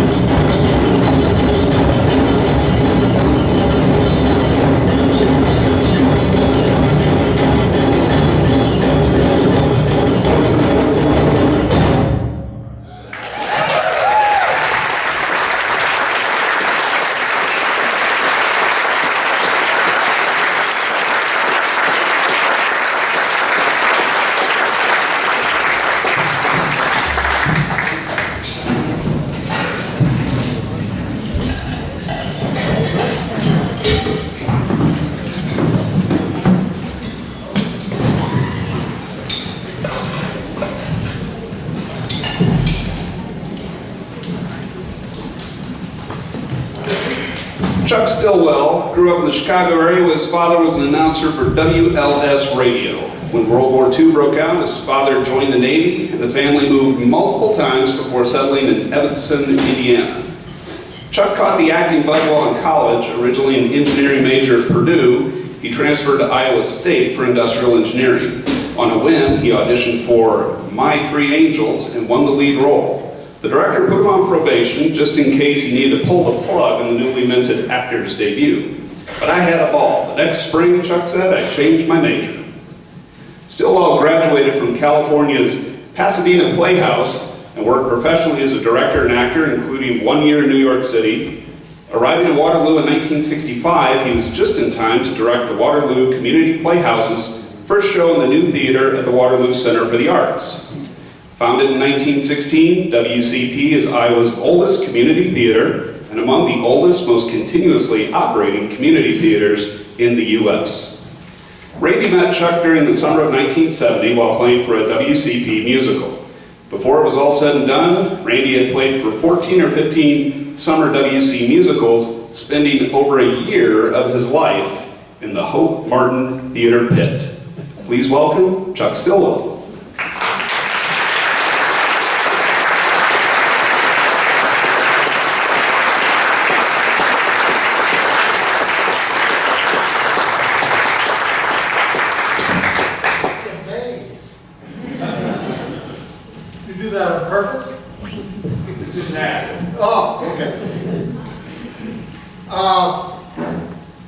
I have the pleasure of working with Randy on a number of shows.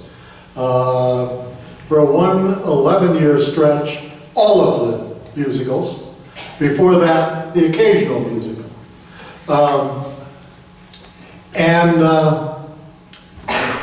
It really helps a musical a great deal when you have a percussionist who is steady.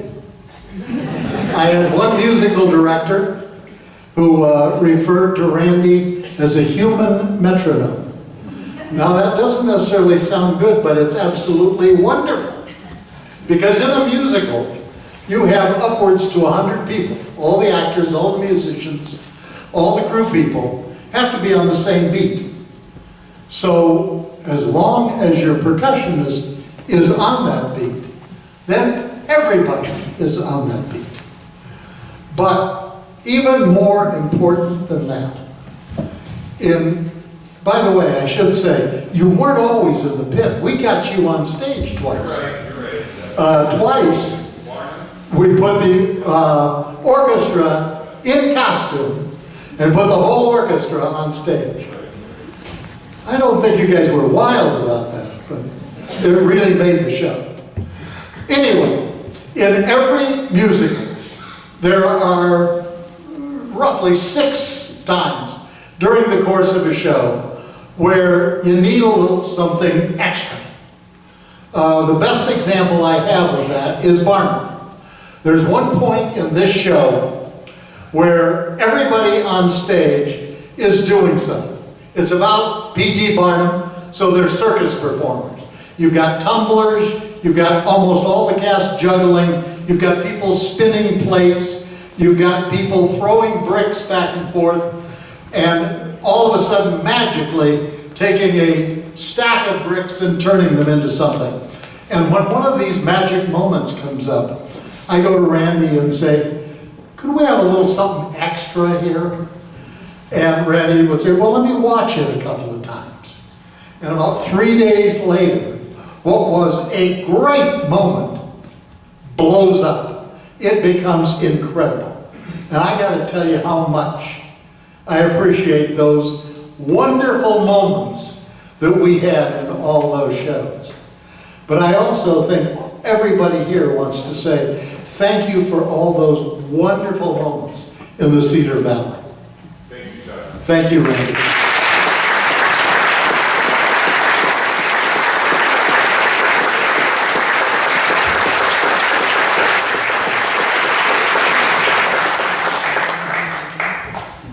A few of you may remember that Randy's daughter Amanda was born in 1980. Amanda started college as a music major at Luther, then transferred to Upper Iowa and received a degree in psychology.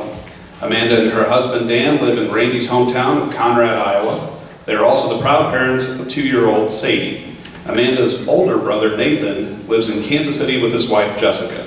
Amanda graciously agreed to sing with the Marimba Ensemble on the hit Monkees tune, Daydream Believer.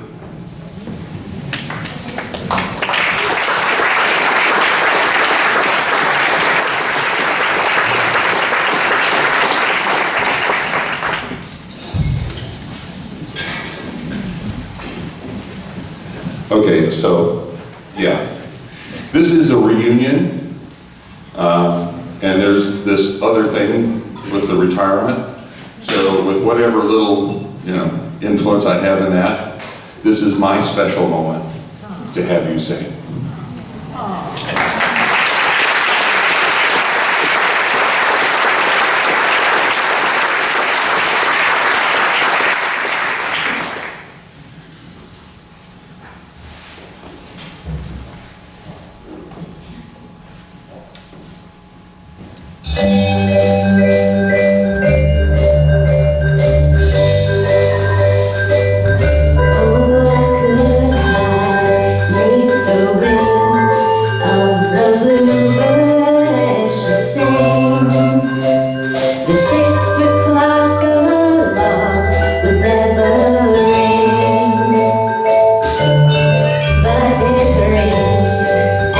And I rise wonderfully bound.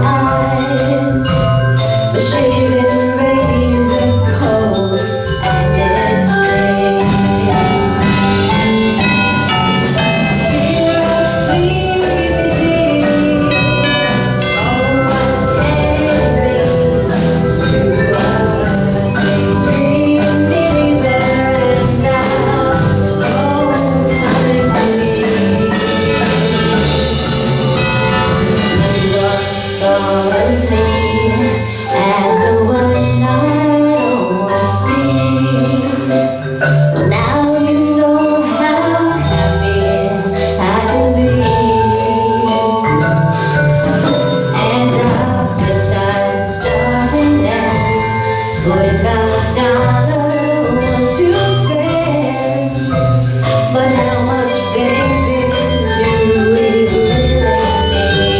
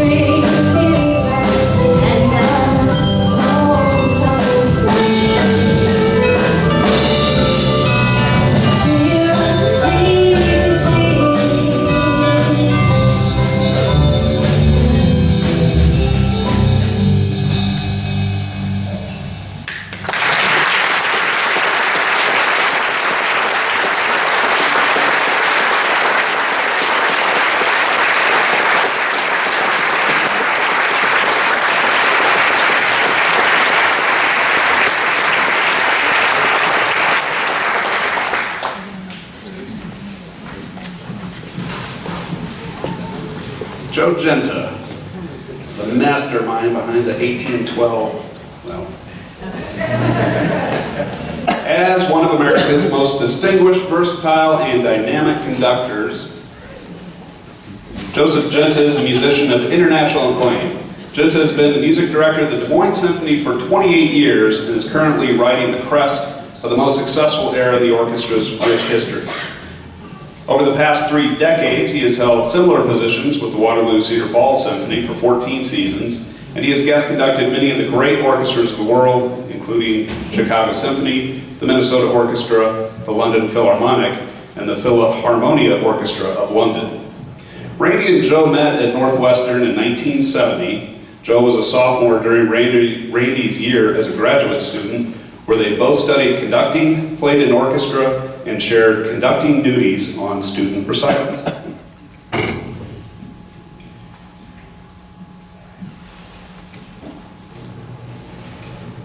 Hi Randy, it's Joe Genta from the Des Moines Symphony and formerly from the Waterloo Cedar Falls Symphony. I am so thrilled when Jane called me and asked me to do this video, and I only wish that I could be there in person to not only greet you, but to give you a big hug and tell you how proud I am of what you've accomplished, not only at UNI, but for the many years that you've traveled the country, mentoring young people and teaching and guiding wonderful people. Randy, our friendship goes back, I was thinking the other day, 42 years, if you can imagine that. That's hard to believe. You were a student at Northwestern when I was. It just seems like yesterday we were standing outside the band room office, John Painter's office, talking about music. I have such fond memories of you and your family. I remember your mother when she was teaching elementary music in Conrad, which is where you're from, visiting her classroom every year, and her kids would always come up to our 4th and 5th grade programs with the Waterloo Cedar Falls Symphony. I also have fond memories of you as our principal percussionist with the Waterloo Cedar Falls Symphony, playing great music like the Mahler First, the Planets, and how could I ever forget the time that we did the 1812 Overture indoors, and I came to you and asked if you would come up with some visuals for us so we could at least have some semblance of smoke that resembles the cannons. And you smiled and said, I can do this, I can put together some flash pots, and as a result, your students assembled these flash pots and put in too much steel wool and too much gunpowder. And when those things exploded at the concert, I'll never forget it. I've never seen more incendiary Brillo pads going all over the place, all on top of our orchestra. I mean, it was a memorable event. It's one of those things that has etched in my memory forever. But I'm thrilled to have you as a friend. I wish you all the best in your retirement. Godspeed to you, my friend. Bye-bye.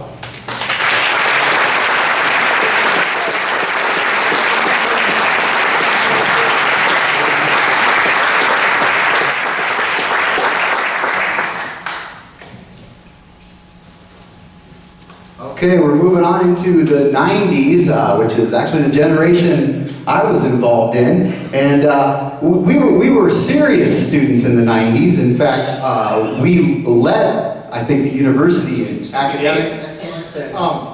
We've been listening to this guy talk quite a bit and give bios about everybody else. I'm sure a lot of you are wondering, who is this guy? So I've been asked to step up and just say a couple of quick words about my friend Nate Benson here.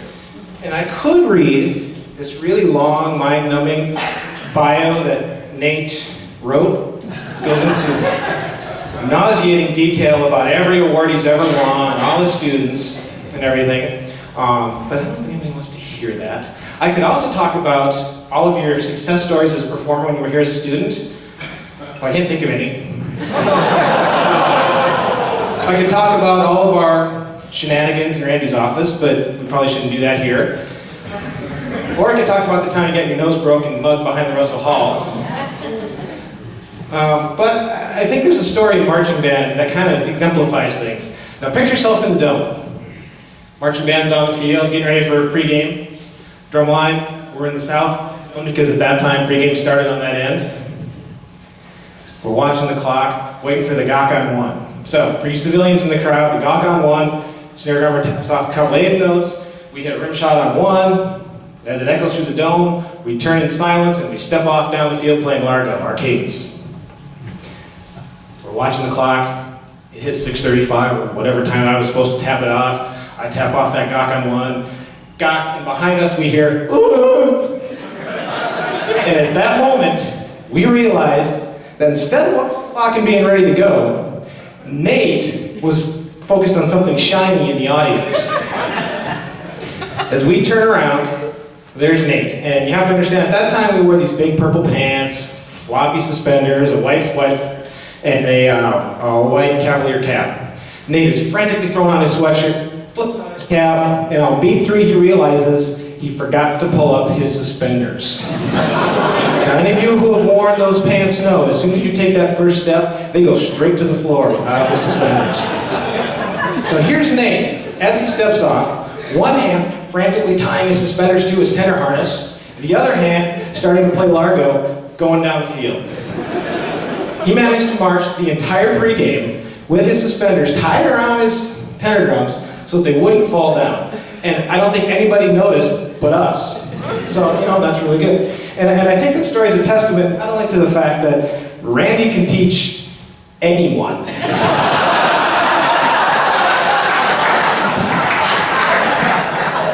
But the fact that in all of us out here, Randy's managed to instill a dedication to performance and making sure that no matter what, the performance always goes on.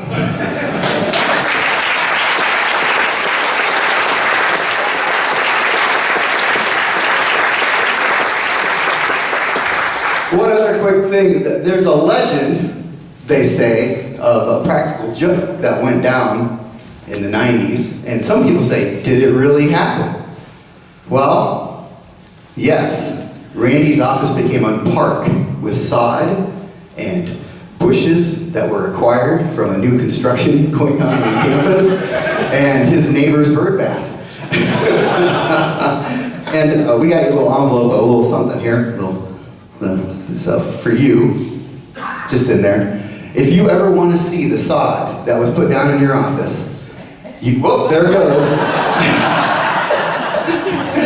You can go visit the Griffin farm near Perry. Yeah, that's where it all got planted after we removed it a week later. Yeah, so, and the sod of the office, you know, they asked who came up with that idea. We're not real sure, but I believe Chris Ward, because he comes up with that kind of stuff, was maybe an integral part of that, and definitely Jeff Griffin, because he was the only one of the that had a truck. So, you know, as the only percussionist with a truck. So those two guys, I'm going to say, were at the heart of that, and the rest of us were just worker bees. Yes. So, anyway, okay, so yesterday we were doing all sorts of new stuff, and a lot of us, particularly the older alumni, have not performed on many of these other ensembles. At the time, we were our concert ensemble, and we didn't have the opportunity to do the Taiko drums and the African drumming and things like that. So a lot of us were first-timers and had a great time yesterday and a lot of fun. So you're going to see the first-timers now play the easy traditional Taiko work.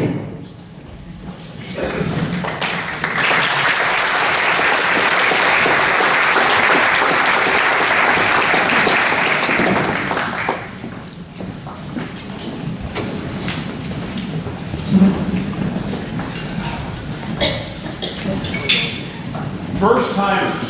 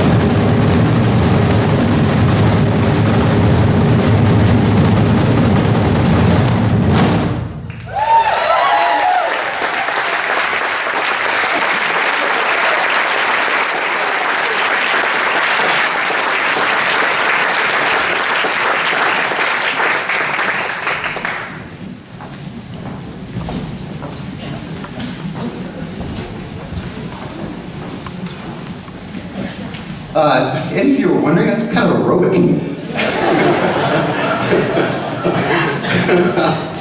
I'm glad I did the easy one. All right, we're going to tell you a little bit about Bill Manley here. And he wrote a letter here, and I'm going to read it to you. So pretend I'm Bill Manley. I met Randy around the turn of the century. No, that's not that turn of the century. He's not that old. The 21st century. He and Jane played in the New Hampshire Music Festival, and I was asked to play extra percussion that summer. Randy seemed very organized and very relaxed, so we hit it off right from the beginning. I found it very easy and rewarding to play with him, and quickly understood why he was so liked by his students and colleagues. Little did I know, as the summer went along, I was going to learn all sorts of things about playing percussion, storytelling, and the variety of LL bean bags offered. You know, I always wondered what my passion of LL bean bags came from. Jeez. Randy and Jane would arrive in New Hampshire every summer with a different vehicle. Didn't matter the type of vehicle, the thing that they would pack, and the variety of bags that seemed to fit together like a puzzle. All sizes and colors of bags, but mostly from LL Bean. They would collect monogram bags that had been returned and carefully remove the lettering. Yeah, good. Each bag had a specific function. I don't really know about Randy's personal bags that might contain underwear or toiletries, but I can guess from the bags that contain instruments that he knew exactly what was in each bag and why what that bag was used for an item. Flexitone, bird whistles, maracas, he knew exactly where they were because each had their own unique bag. Don't let the larger bags fool you. They were filled with smaller bags. We only saw each other for a couple weeks a year, but it never seemed like there had been a lapse of communication. Oh, hey, how are you? And then within minutes, so I gotta tell you this story. Usually the stories would be interrupted by having to get up and play for a few measures, and then we would get back to the story. I don't really remember specific stories as much as I remember being entertained and laughing a lot. And then trying to figure out where we were in the music. While playing in Randy's section, he taught through his playing and his personality. He was always very consistent in the quality and execution and the quality of sound, as I'm sure he would be if you were playing right now. When asked, he provided specific thoughts on everything from tuning a snare drum to the setup in the section and how it was based on years of doing it well. One of Randy's thoughts I will never forget came after I expressed my frustration at some aspect in the musical world. I had hoped for an organized solution to my concern, first A, then B, etc. He thought about it for a second and simply said, well, sometimes you just have to say, that's as good as it's going to get. It was the perfect solution. I wish Randy the best of times in retirement. Cheers to a fantastic musician. Signed, Bill Manley.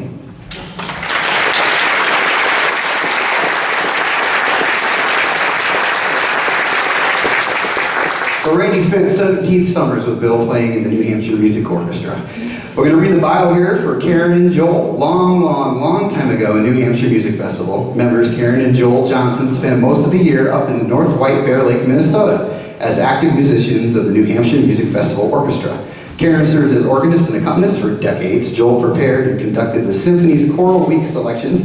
The couple was more commonly known as Mom and Dad to the New Hampshire Music Festival musicians and guest artists who came from all over the world. Randy played in the New Hampshire Music Festival Orchestra for 17 years from 1993 to 2009. Joel's sense of humor, Karen's desire to play in the percussion section will come through in this fun video.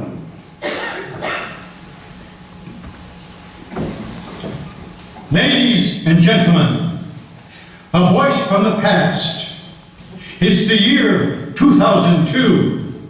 As a proud adjunct member of the New Hampshire Percussion, Karen Johnson treasures her percussion section t-shirt.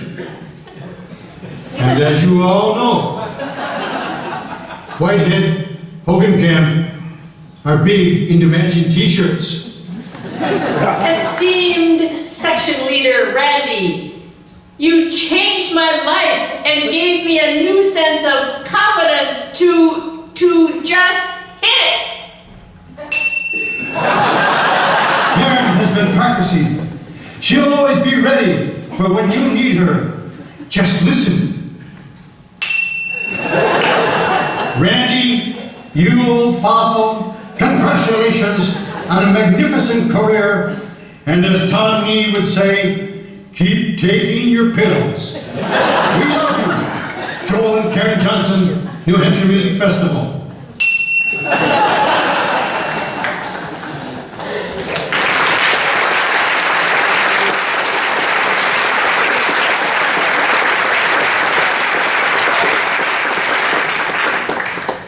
Brady has over 55 arrangements for various instruments to his credit, and we're going to hear another one here. It's called Isn't She Lovely by Stevie Wonder, arranged by Randy Hogancamp.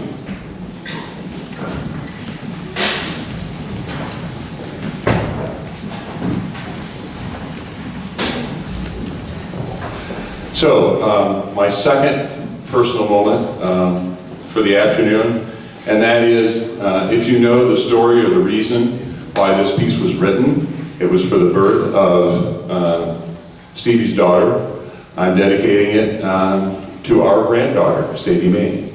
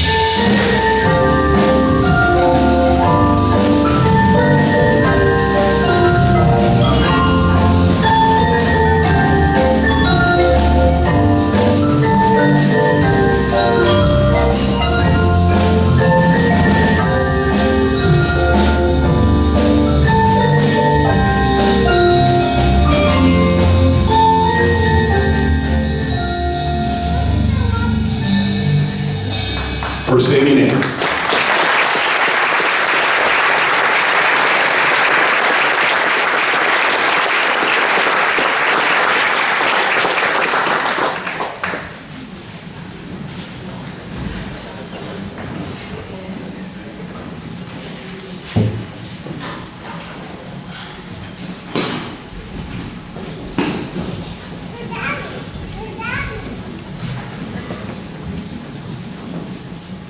David Amram started his professional life as a musician in the early 1950s. A prolific composer for over 50 years, he also celebrated as a collaboration composer with Arthur Miller, Eugene Ormandy, Thelonious Monk, Johnny Depp, Bob Dylan, Willie Nelson, a whole bunch of awesome people. And he was also original member of Beat Generation. Amram created and performed the first ever jazz poetry readings in New York. In March of 2000, David was an artist in residence at UNI and presented at the 2000 Iowa Percussion Art Society Days of Percussion. Randy first met David Amram backstage at the New Hampshire Music Festival Concert Hall. David was wearing a blue work shirt that had just come somewhat with some name on the pocket and a dozen or so necklaces around his neck and carrying a 5-gallon work pail full of who knows what percussion toys from around the world. Here's David Amram.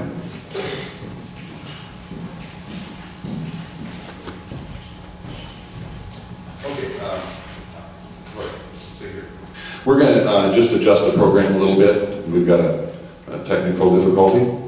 Can we do David a little bit later? Can we go on? Let's go on here. Okay, just up first.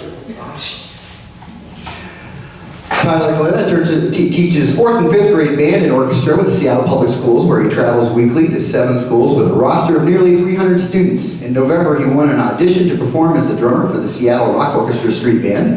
Mr. Glenn received his Master's in Music Education degree at the University of Southern Mississippi, where he was selected as a principal percussionist for the Southern Mississippi Symphony Orchestra from 2010 to 2012, receiving full tuition. While at Southern Miss, he was inducted into service at the Honor Society, Gamma Beta Phi, International Honor Society in Education, and Kappa Delta Pi. Mr. Kalina received his Bachelor of Music Education from the University of Northern Iowa in 2008, studying percussion under Randy Hogancamp. During his time at UNI, Mr. Kalina was a finalist for the UNI Concerto Competition and a winner at the Fort Dodge Area Symphony Young Artist Competition. Hello, my name is Tyler.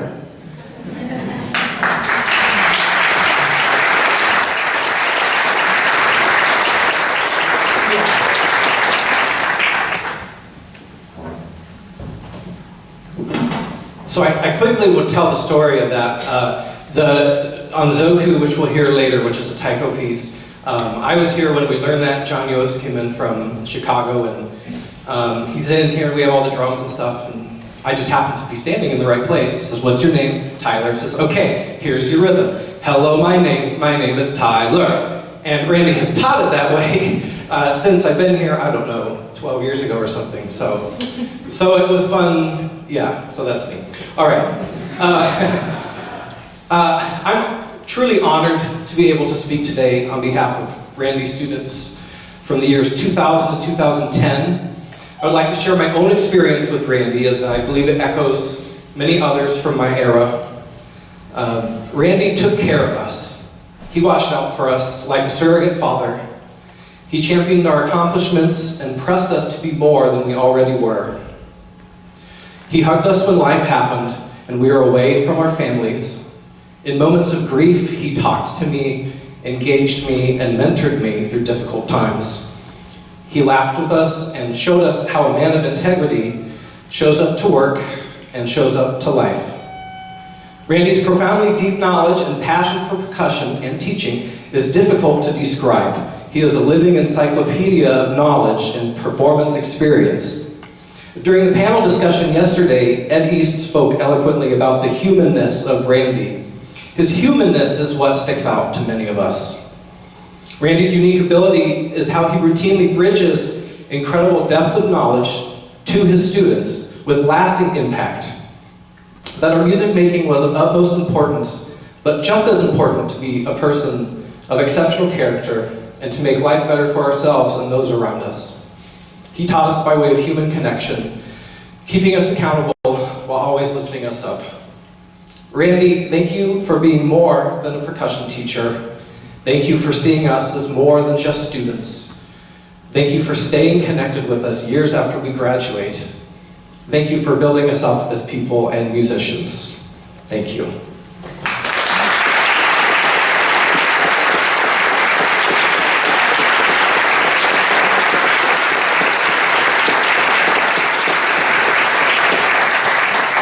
Our next piece will be Gahu, which is a traditional Ewe tune.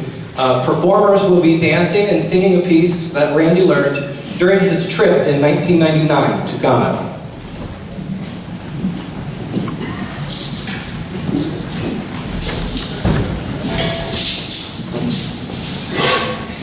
So in general, many of the people in this ensemble are either previous or current members of WADE, so they've got a little bit more experience. We're going to play, we're going to sing, and then we're going to dance. So it's kind of a three-part presentation of Gahu. Gahu is a social recreational dance in Ghana.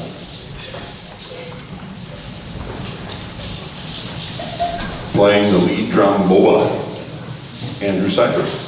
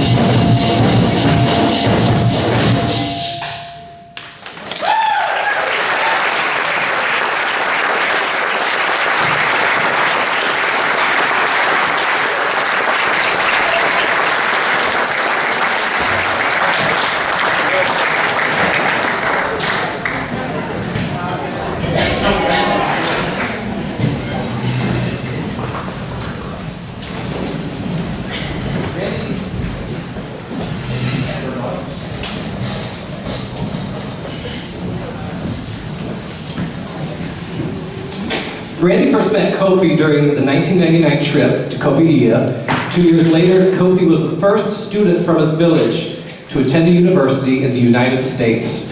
Kofi spent the next few years spending weekends and holidays doing laundry, sampling different foods, and playing dominoes with Jane and Randy.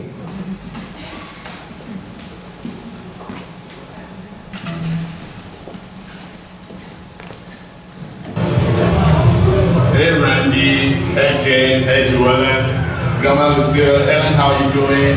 It's me, Kofi. I hope you're all doing fine. And then Randy is going on retirement very soon. I wish I can be there to join you people. I'm very glad that he's finally going to get some time and relax at home. I wish we can play some dominoes again. But hey, I want to thank you all for the time that I spent with you. It's a great honor to have you people. Thank God for the opportunity that I had to spend the time with you in Cedar Falls and have my education at UNI. And Randy, tell everybody, especially your students, how Ghana is. They should come and visit. Of course, Ryan Frost has been here 2 times already, so I know he will come back again. So they should come. Randy, you're also going on retirement, so come back, bring Grandma Lucille. She has to come. She has to visit properly. I'm sorry, there's no drumming and dancing right now. You know, I'm not in the village. I know you would love to see me doing some drumming and dancing, but I'm now in Accra, and you know, now I'm working with an NGO, the Foundation for Generational Thinkers, and I'm the PRO for the foundation.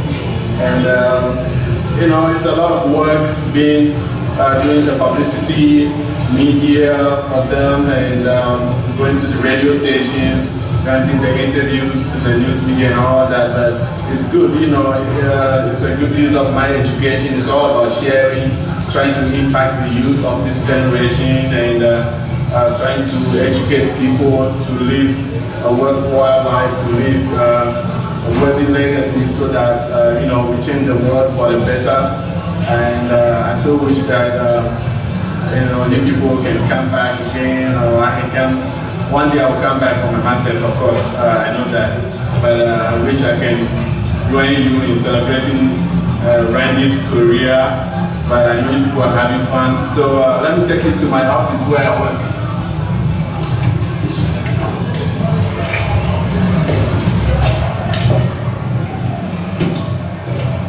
Okay, this is the office for the foundation that I work for as a PRO, and this foundation has been in operation for the past 3 years. We started somewhere in 2014, and everything so far so good. We've been trying to impact the youth to live a worthy lifestyle, so that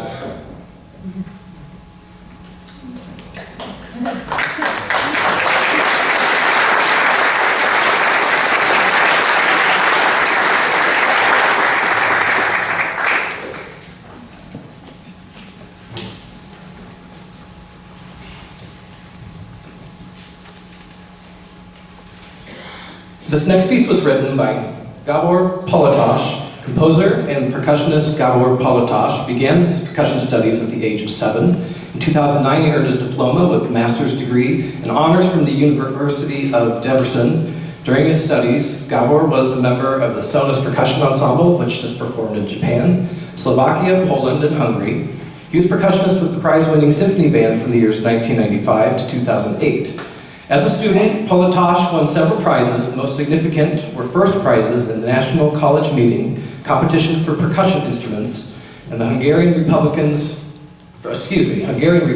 Republican Scholarship. He has been an active participant in many master classes around the world. As a soloist, he is currently collaborating with composers and other performing artists to broaden his repertoire with new music compositions. He is active as a composer, writing pieces for his students, as well as concert stage pieces for percussion instruments. Gabor is a teacher in the Kadai School in Kecskemét, Malt percussion teacher at the University of Debrecen, and is a member of the Symphony Orchestra of Kecskemét. Performing the world premiere of Gabor's new work is Matthew Andreini. Andreini earned his BA and MM degrees in percussion performance from the University of Northern Iowa. His primary teachers include Randy Hogancamp, Tom Giampetro, and Ishtan Sabo. Andreini maintains an active performance career, performing regularly with a wide variety of ensembles throughout Iowa, Europe, Central America, and South America. As a chamber musician, Matthew has recently shared the stage with groups such as the Boston Brass and the Enzo String Quartet. Mr. Andreini currently serves as a percussion instructor at UNI, where he teaches applied percussion and percussion ensembles. Previously, he held teaching positions at Southwestern Community College in Creston, Iowa, and Joyful Noise Drums and Percussion in West Des Moines. As an avid enthusiast of new music, Andreini plays an integral role in the collaborative new music organization known as the Iowa-Hungary Project. This new venture was founded by Matthew, along with Gabor Palotas of Hungary, to create and perform new works for the percussion duo. The Iowa-Hungary Project recently completed tours in Europe and the US while showcasing new works commissioned from composers connected to Iowa and Hungary. This next piece is Be Fervent. Please welcome Matt Andreini.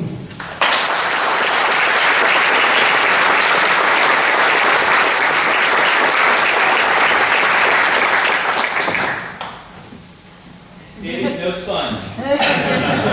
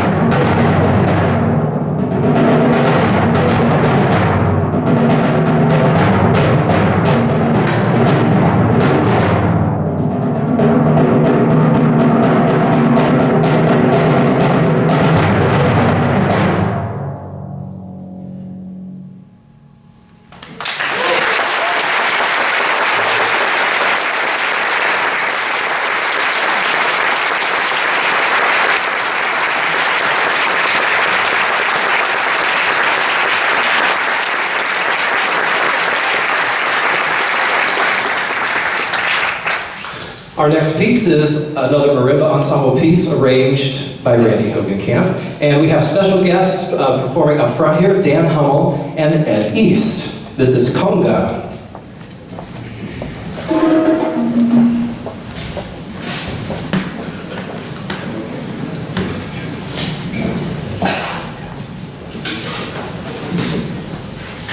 Just in case you guys needed a little extra information about these two, I think you heard maybe earlier about Dan. Edgar and Dan were original founding members of the Orchestra Alto Mayes, and it was my idea to feature them on this. Jane and I heard a Broadway musical about the story, the life of Gloria Estefan. And of course, a lot of her music, and this one just like popped out. It's like, okay, that's you guys. This is it. Okay.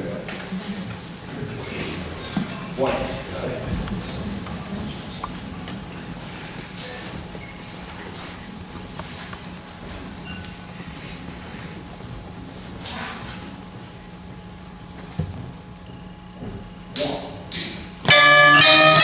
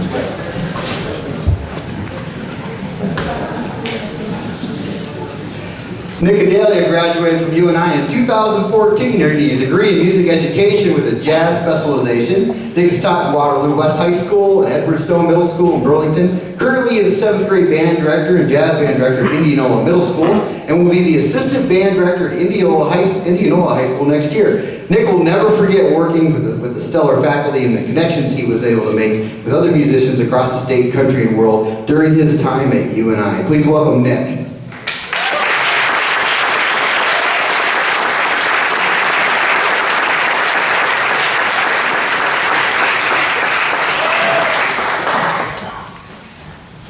Hello there. Thank you, all of you, for having all of us here, the alumni here. It's been just a fantastic weekend, and I'm sure I've said it all. Everyone has said what I'm already about to say, so I'm going to keep it as short as I can. First off, I just wanted to share a couple of stories that a couple of students wanted to send my way. So this is from a couple different people.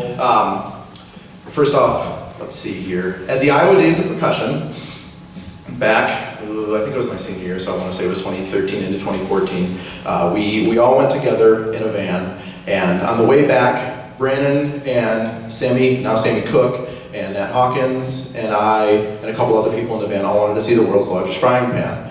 And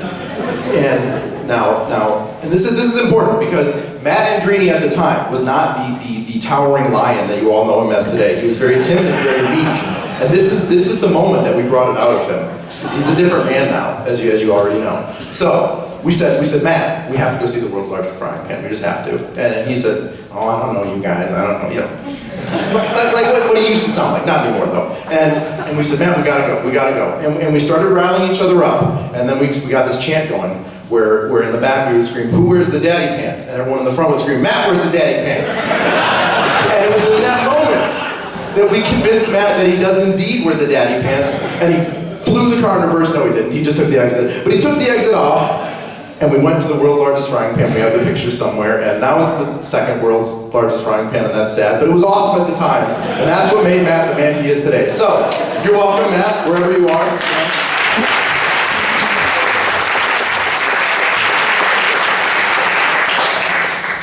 I'm representing a decade that's a little bit interesting in UNI's time, because I'm representing a group of people that have either only been out of college for a couple of years, people that are still in college today, and people that, most importantly, are only going to see Randy for potentially a short amount of their time while they're at UNI. So it's a little bit interesting, even in the time that we were here. I technically had Randy as my director for all 4 years here, but let's see, our first year, Randy was off writing his book, and so Josh Armstrong was our director at that point. We had Mike Thursby there as well, a grad student, wonderful guy. He's up in Minnesota now. The year after that, I think it was the year after that, Randy was on a short medical stint leave. He had an eye injury, so Jane took over for him for the time being. And then when he came back, then we also got Matt Andreini back too. So it's just like a weird, tumultuous time a little bit, but it was also awesome. I think that when you're looking at that from the outside, seeing how many directors change in that moment, you can look at that and go, ooh, you know, I feel sorry for everybody who's a student at that point because they probably aren't getting the pedigree that everybody else got before that point, knowing how excellent Randy is. And I can assure you that is not the case.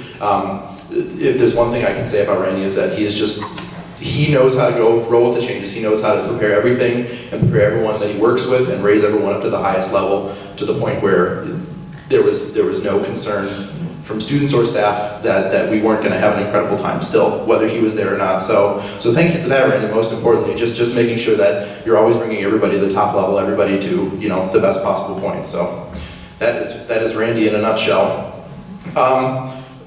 Two other silly stories, and then I want to end on a different note. One of my favorite memories is with Brandon Fells. If you know the relationship between Brandon Fells and I, you might say it is confusing, and that's okay. Understandable. That's totally understandable. My fiance is probably the most scared of that, but she's got to deal with it. So, one of my favorite memories is during percussion ensemble concerts such as this one, there's often a camera pointing down, and then there's a live feed, so if you're not performing or if you can't make it that night, you can watch it online. Randy always had his office open during these concerts, and you could sit in his chair, and, well, you didn't tell him, but you sat in his chair, and you watched the live stream during those times. So Brandon and I always loved, Brandon was a big fan of Apple products, as Randy is. I'm a big fan of Windows products, as Matt is. You know, and there's a little bit of give and take, but that's just how it is mainly. So we did our best to impersonate Randy and Matt and have these faux arguments during the entire course of the percussion studio concerts. And I don't profess to do a very good job mimicking them, but it was a lot of like, well, Matt, you know, it's a Mac. Simple as that. That's just how it is. It's a Mac. Well, Randy, it's, you know, what about the Windows? Well, it's a Mac, right, Matt? It's a Mac. There's just a lot of that back and forth the entire time we were doing that. Instead of listening like a good student like I should have been, so, oh well. I wanted to say one more thing because it applies to a senior here right now. Alex LaFrenz is a senior percussionist here right now, and I have a story about him. It's told secondhand, but it's a really good one, so I wanted to share it. After, I believe it was a Taiko rehearsal one day, they were putting away the stands, and they had the really, really high shelves, and they were putting away the stands one day, and Alex, because he's just, if you see him, he's super buff, and he's way too strong, and he just jumped up and he pushed the stand, and it flew over the top of the shelf into the other storage room, which is right here, and fell right into a head of a timpani, and split the head. So if you know Randy at all, you know he loves timpani, and bear with me here because I am a Lord of the Rings nerd, so I'm not a huge Star Wars fan. I'm going somewhere with this, I promise. I'm not a huge Star Wars fan, but I believe Obi-Wan Kenobi, when the Death Star blows up one of those planets that was named Gondor or something, he says, you know, I heard a great disturbance in the Force as if a million voices cried out at once and were suddenly silenced. I think that's what happened, but in Randy's soul at that moment. So, if you want to see the remnants of that, there's a timpani with a split head somewhere over in one of those practice rooms, and right across the front, really, really big Sharpie, Alex LaFrenz. So, I'm glad he owned up to it at least, but that was my time here. So to wrap up, I just wanted to say that the people who don't get Randy for the full time, the students that are just coming in now, freshmen, sophomores, who are going to be under the tutelage of Ryan in the future and Matt, I'm choosing my words carefully. I don't weep for you because I know the future has incredible things, but I'm sorry for you that you don't get to see Randy at the fullest extent like some of us did. I'm gonna cut it short because crying is going to start soon. So I'm very, very excited for you all, but I hope that you really, truly cherish the time that you had with Randy, and I hope that you continue to have a wonderful time in the future, as I know you will, because they have a lot of wonderful people coming up, and I'm just so excited for you guys, and I want more of this stuff to happen, please, because I want to keep coming back here and making amazing music, and I know I speak for everybody when I say that. So, thank you very much for everything. Thank you for having me.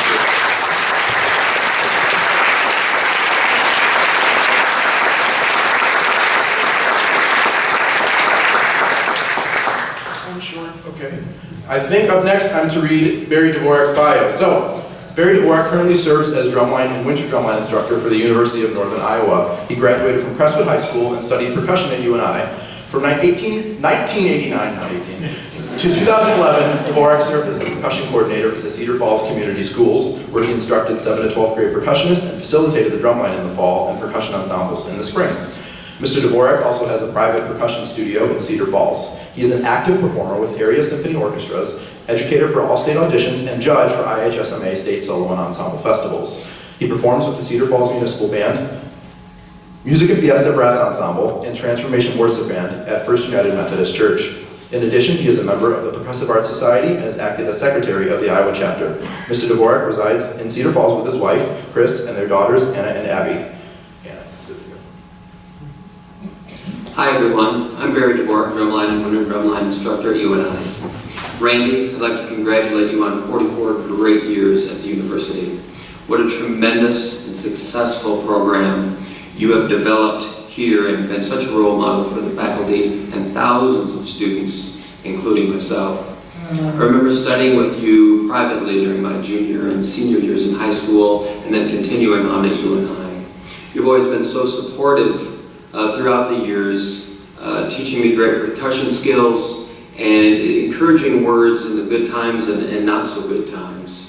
It's certainly been a thrill for me to be a part of the PMB and getting to work with you at the university the last 5 years.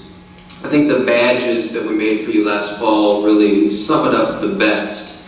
A legacy and a legend, for sure. Good luck and best wishes on your retirement.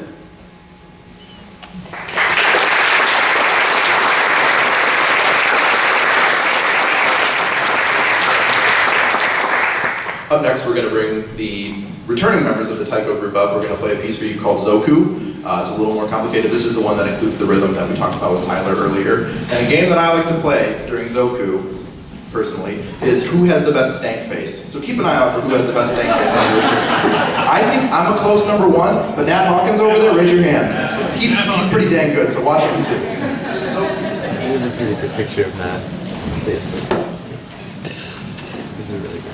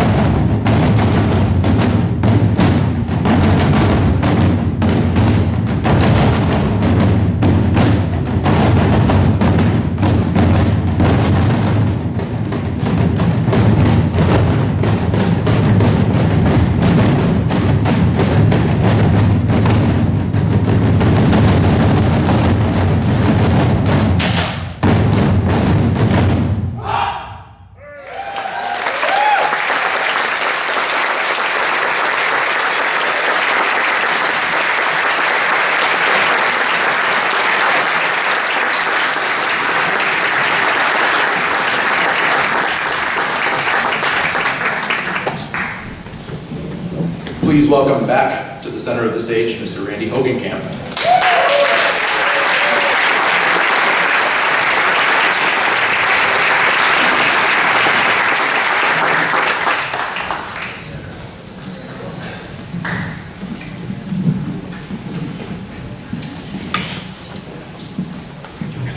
I'm going to have these handy.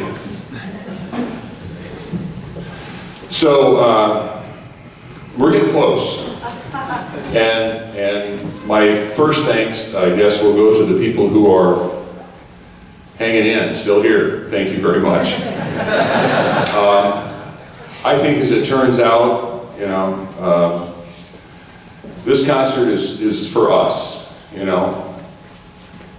It's great when we can play for other people, but it's our joy to get together and make this music. And yeah, it is the music that brings us together, but it's the camaraderie. It's the old, the middle old, the next generation, and the young ones. Just to see them all interacting, it's absolutely amazing. Yesterday, all day, all of them here in this room, and I apologize, Dr. Floyd, because there was a mention about flutes earlier. Okay. But, I mean, come on, are you really going to try to compete with this? I'm sorry, I couldn't resist. And by the way, there is a flute in my office on my desk. Did you know this? Jackie, how many years Jackie Jean brought back a flute of Dr. Floyd's? Okay. So, some specific thank yous. The hosts. I hope you had a chance to get to know some of them as they spoke today. I mean, you probably only saw, I don't know how much, 5% of Nate Menzing. That may be enough. Maybe that's too much for some of you. But fantastic job, Nate. Annie Brinkmark Pollock. When I got Annie's registration, I mean, I hooped and hollered, and Matt can tell you, because I was so excited to have her come back, because she's from my generation. So that's really great. Dan, we go back a whole long time, 1970, you were a sophomore in high school, and I got to student teach, and I've known you ever since, and love to see you playing and hear you, and you're such a great guy all the way. Dave Kewen. Well, they've told many of the stories. I'm sure it's not even close to all the stories. Where are you, Dave? There you are. Okay. I will still put, our 1812 up against anybody. And I don't mean just here. I mean anywhere, anytime, anybody. It's phenomenal. Tyler, do you want me to go into this? Where are you? Okay. So Tyler Kalina has among his many talents, and you did hear some of them today, but probably the one that maybe in a way defines Tyler is that during his time here on campus, he was the representative for the whole University of Northern Iowa.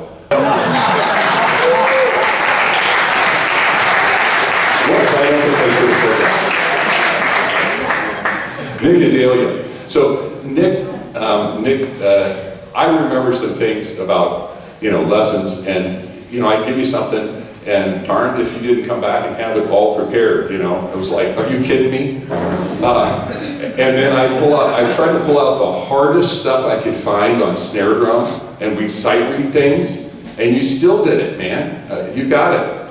You're a player. You're a player from day one. The videos and the messages, Neil Grover, just a wonderful guy, person, friend, player, percussionist. It was a lot of fun to see him. Karen and Joel Johnson from New Hampshire Music Festival. They live in St. Paul suburb up north. Joe Junta, as you said, I've known Joe since 1970, I think, I don't remember. You did get to hear David Amram. We did have a technical problem and a light burnout, and I apologize.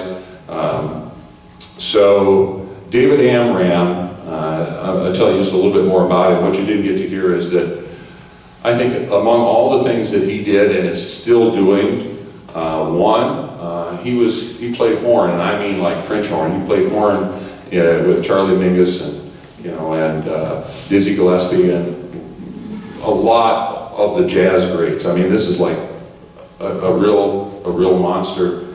He was also chosen by Leonard Bernstein to be the first composer in residence for the New York Philharmonic. I mean, that's really stretching. He was in the first cultural exchange with Cuba, with all the jazz musicians from here, and Paquito Rivera from there, and all over back and forth.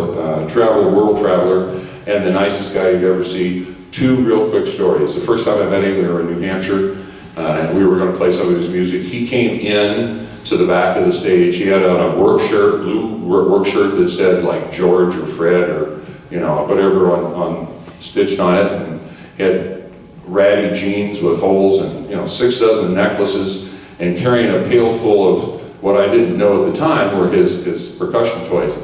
And I thought he was just another workman. Here's David Amram, amazing guy. When I brought him here, Jane and I went to Cedar Rapids to pick him up at the airport. And here he came out, not too much different. The only thing different, he had on a coat, a sport coat, but over all this other stuff. And he's carrying 2 suitcases. 2 suitcases which are obviously about, you know, 2 or 3 decades past their prime, and they're held together by belts strapped around the suitcase. That's the only thing holding it together. And the first thing he said to me when he got off the plane and we met him, he says, "Don't worry, man, I got better clothes."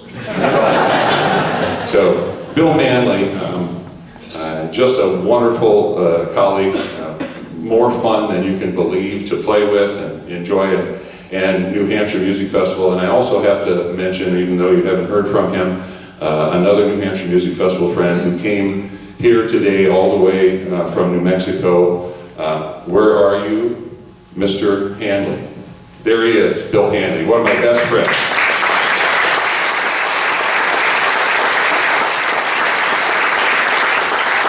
Barry Dvorak. Barry has done everything and more than is asked of him, for our students, for the Panther Marching Band, and I'll tell you, just this week, I said, "Barry, you know, I think we've got enough players, we need some more instruments, can we borrow some from the marching band or from your studio?" Well, he hauled, by himself, 2 marimbas and a vibraphone up here and delivered them for us. And tomorrow, he's bringing in a whole load for the winter drum line. Barry is always there and does everything you ask of him.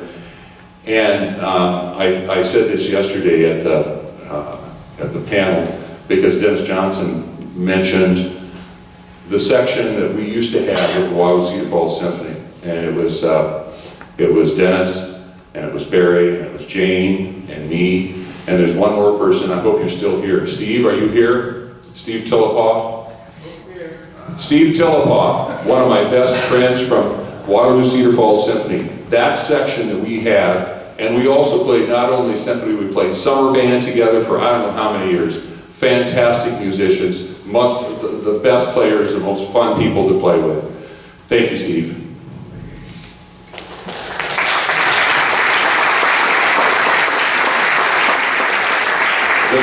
The speakers that you heard from, Dr. Valentine, always a supporter, very generous, you know, I mean, really, to be an administrator for a school of music our size, it's amazing how much of a person, how much of an individual and a relationship each of us has with John. He does a fantastic job, and I thank him for all the support.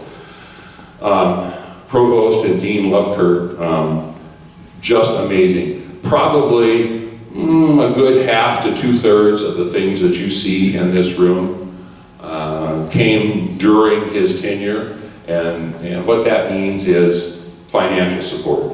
And we thank you tremendously for that. Thank you, Jim, very much.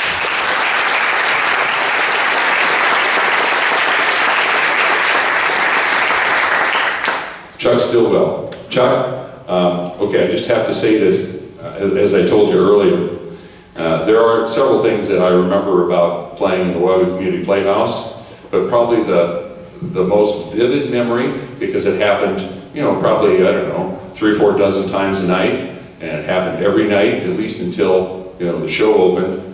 The actors on stage, or, you know, we'd be playing in the pit, and after a few measures or after a few lines, from anywhere in the room, you'd hear this voice, and it would go, and I'm going to back up. Cut!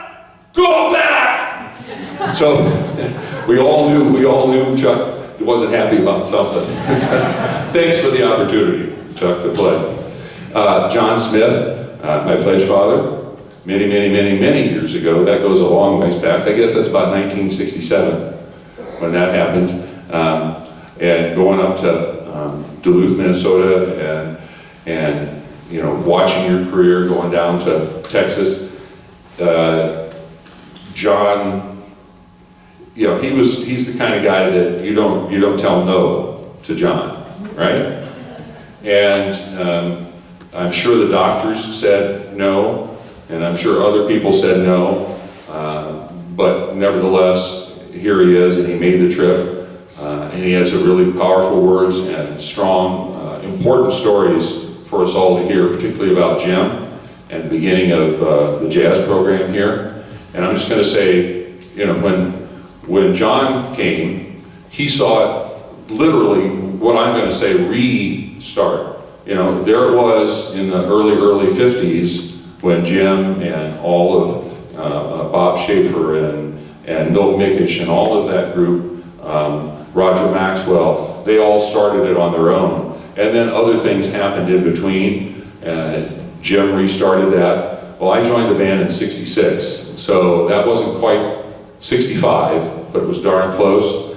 And I got to witness and be part of that growth, and I'm so thankful and appreciative of it, which you don't know at the time, right? You know, and backing up, buying Kolak, you know, going on tour when she sang with us, or Bill Trees, you know, all of those things. And then going to Eau Claire and winning our first jazz competition. And then the one that maybe I remember the most was in '69. We went to the Notre Dame Jazz Festival. And I mean, literally, you know, wet behind the ears, totally, you know, green and young, and, you know, not really knowing any better, more than anything else. We just didn't know any better. And we went in and played, and we got chosen to play in the finals. We were one of 3 bands to play in the finals. And we did, and we played that night, and we took 2nd place, and we were the happiest, most, you know, like, over-the-top giddy people you could imagine, because the first place band was from the University of Illinois, directed by John Garvey, and there were players in that band like bassist Ron Carter, who was a professional bassist, the Cecil Bridgewater, trumpet and flugelhorn, Dee Dee Bridgewater, singer, and I just can't remember how many others. That band was made up of graduate students who had just come off the road, and we got 2nd place. You know, that was amazing, absolutely amazing. The other thing I remember about that trip, so whatever, you know, Friday, Saturday, Sunday, we got back after playing, and we're there sometimes late Sunday night, you know, in one of the old Chug buses. It wasn't like they had now. And I got to play the Crescent Concertina with the UNI Orchestra on Monday night, so that was kind of a fun combination. Kathy, you know, you represent Jim now, and you know how much he meant to not just me, but all of us. I so appreciate your being here. This is so important for, you know, for us and those that knew Jim. And part of this whole weekend, and I think the purpose is, it's important for the younger ones to see that too. I want them to know it and feel it, you know, like we did, and his influence on us. And you know, John, it's all about the teaching, and he was our teacher. So that was one little moment. Here comes another one. Brian, I asked you to do a really difficult thing. Where are you? There you are. To play a solo like that and dedicate it to people, you know, in those circumstances, because I felt it was important, and because I know you've done it before, and I know I thank you, and I believe all of us thank you for that dedication. Really, seriously important and heartfelt. Thank you, Ryan.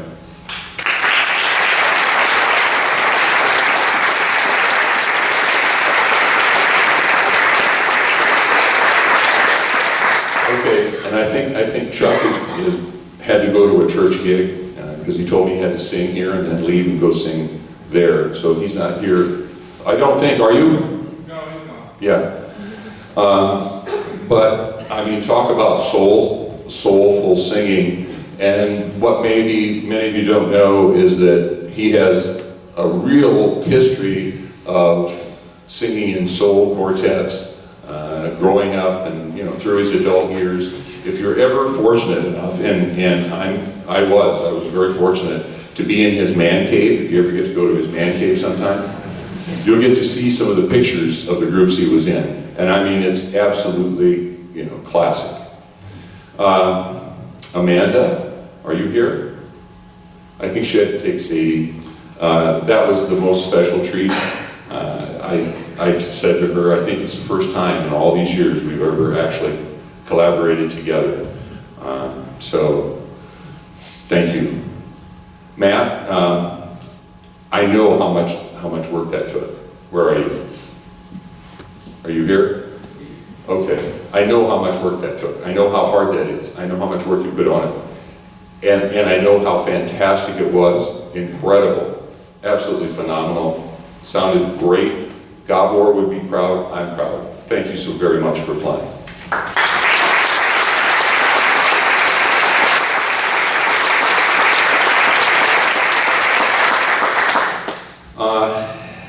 I mentioned this earlier, and I just want to make another comment about our alums, and our current students. The mix of these two was magical this weekend. I don't know, how often this can happen, but I would sure recommend, in whatever form it's possible, to bring people together like this. It's so powerful, it really is. So a lot of people ask me, why 50 years? Okay, so I'm doing this after 44. Why 50? Well, maybe somebody already said it, because in 1966, that's when our group, I guess Annie said this, our group started. And there are a few other significant dates, I think, somewhere along the line. For me, anyway, my association with UNI actually began in 61, so that's like, 55 years ago? When I was a student in junior high, I came up to Malcolm Price Lab School, both 61 and 62, and went to 8-week math and science summer seminar courses and did experiments and so forth. And as I told somebody, I think Anna was there, as I remember, I told somebody the other day, one of the experiments was, one of them was building a maze and trying to train ground squirrels, chipmunks, to get through the maze and timing them. Well, the other experiment, when I started talking about it, God, it sounded really awful. I took these white rats and mated them, and then we took them to the hospital and exposed them to x-rays. And the idea was to see what deformities would happen. That doesn't sound very good at all. That's what we did back in 1961 or 62. So, then in high school, I was here every year for Tall Corn Jazz. I was every year for Tall Corn Band, which is now Northern Festival of Bands. I started taking lessons with Joan Maxwell at some point, and I had a choice, sort of. When I was a senior, I had a scholarship from Iowa State. Sorry, I didn't mean to say that, did I? Iowa State. I had a scholarship from Iowa State in aerospace engineering. And I had a scholarship from UNI, sorry, SCI. And by the way, I started at ISTC when those, like John said, 62, somewhere in there. So, I had a choice, which one? Well, the scholarship to Iowa State was bigger, and that's not surprising, is it? Right? But, when it was Jim Coffin, and like Al said, right, how can you say no? That was it. That was 100% it. And I don't regret or hesitate at all doing that. So a couple other reasons why it's 50 years. Guess what? It's the 50th anniversary of Star Trek. 50th anniversary of The Sound of Music. 50th anniversary of the final Dick Van Dyke Show. I think the 50th anniversary of the final Beatles tour in the United States. But perhaps mostly important, and you guys will understand this, It's the 50th anniversary of the birth of the Chicago Bulls.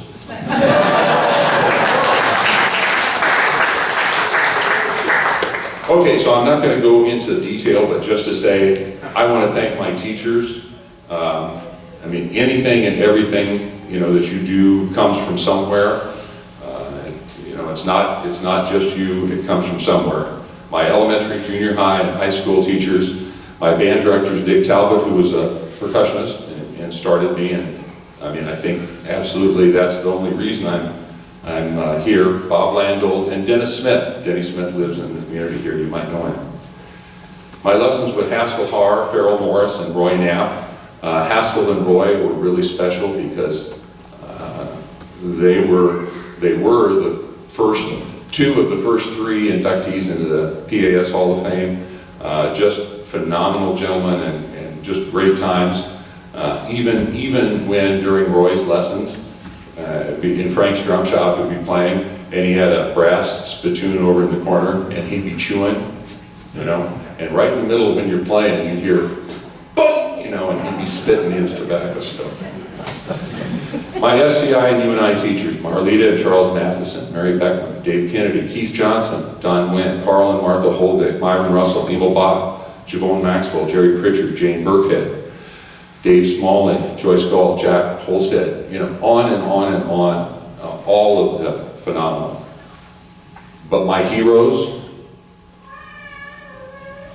and Kathy mentioned this, Jim Coffin and Jack Grant, those are the two. And without them, you know, none of this would happen either. They're the best. My current, okay, Angelic, you're still here. I'm going to try and make up for it. My current colleagues, and it's amazing, you know, in a school of music our size, how well we get along, and the stories that I hear from other schools and other faculty, and all the fighting and, you know, the jealousy and stuff. I mean, it's unreal that we're such a unified group. And I thank them, you know, for being supportive and just being fun to work with. I enjoy collaborating, and my students play for how many different ensembles? They play for flute choir, they play for the UNI singers, or they play for UNI tuba, or whatever it happens to be. That's, you know, that's really good, and it feels good for us to be able to do that. Most especially, I have to thank Matt Andreini. So Matt, this is his 5th year. It got to the point before that, you know, we started at some point, you know, keeping track of overtime, which, you know, only happened in the last couple of years, which didn't count. You don't get anything back for the previous 40 years. But I think I finally convinced Dr. Valentine and the upper administration that it might be cheaper just to hire somebody, you know, instead of pay overtime, besides, you know, killing me. And with Jane's input and all, you know, all of her consulting and advice, Matt seemed to be the logical choice. And then he seemed to be the obvious choice, and then it was like, there is no other choice.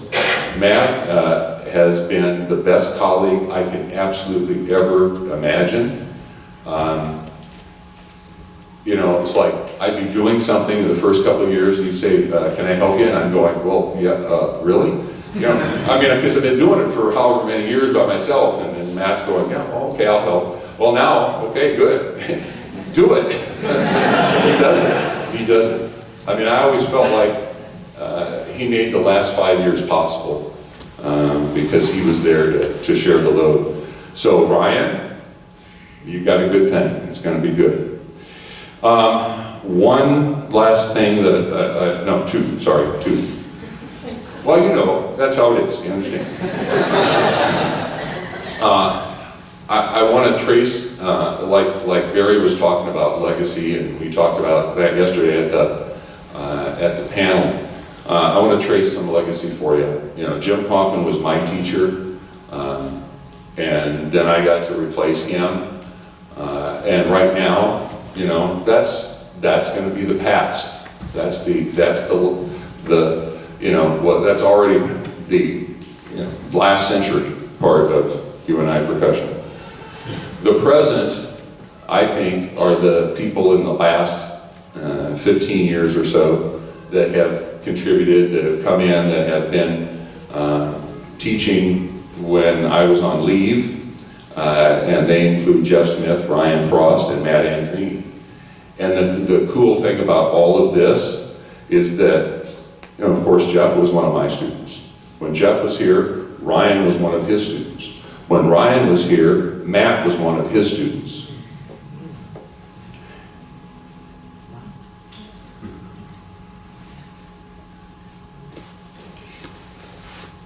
And the future is Ryan and Matt. And I think that's legacy for you guys. That's it. Thank you for doing it. Thank you for being there. Now it's my one more. Now it's my one more. I think I'm a little ahead of the game on this in terms of when it should be in the program. But I think now is the time for me to do this. We're going to play, who's going to introduce Nick? Are you doing this? Do you want to do it? Your call. No, you come and do it. No, you come and do it, but I'm still going to have a say.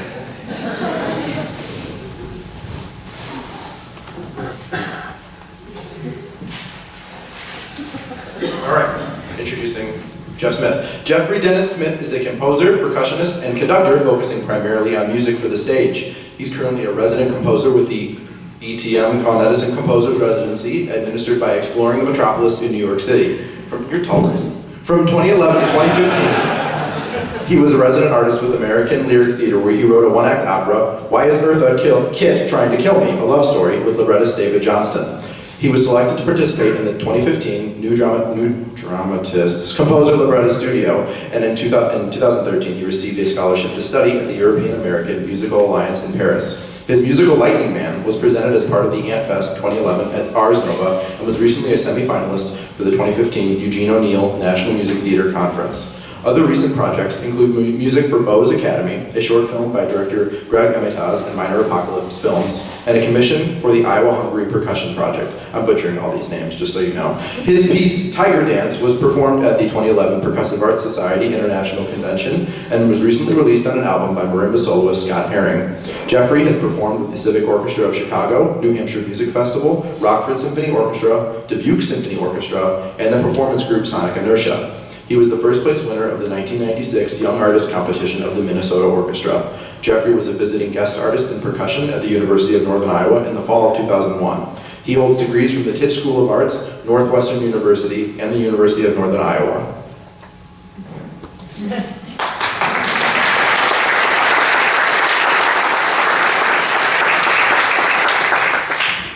Are you going to, Jeff, are you going to say something about the piece? Okay. Do you want to do that before or after? Yeah, before.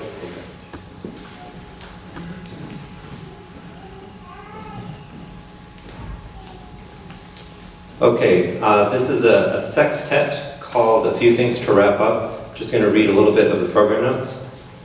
At the end of the day or end of the year, during the days leading up to a move or a new job, during the remaining days before retirement, there are always a few things to wrap up. Wrapping up seems to go hand in hand with many of life's transitions. And one way to wrap up is to celebrate. We come together as friends, colleagues, acquaintances, and perhaps even as strangers and play. This piece was written to honor and celebrate Randy and his tenure here at UNI. By extension, it celebrates all teachers, mentors, and performers who have given of themselves gifts that are impossible to wrap or quantify. Likewise, it is difficult to wrap up the thanks they deserve in a package or turn of phrase. Words are inadequate to fully express our gratitude. When words are inadequate to fully express our gratitude, we can do what we as humans have always done. We can turn to music and play. I know Jane doesn't want to have any acknowledgement of this, but this piece was her idea. A few years ago, she asked me to write this, and it's written for you, Randy, and I hope it conveys at least a small amount of the love and gratitude I feel for both of you.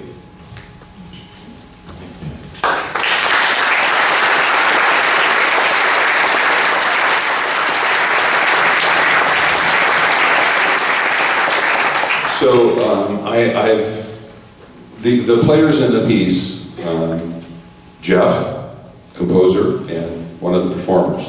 Ryan, Matt, myself, and two others you haven't met yet, and I want to introduce them before we play. So, Jack, where are you?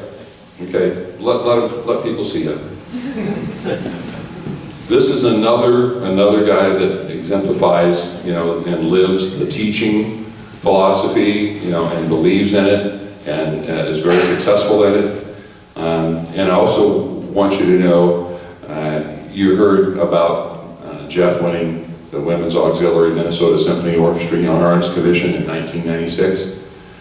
Well, Jackie was the first finalist that I had as a student to make it to the finals of the WAMSO Young Artist Competition.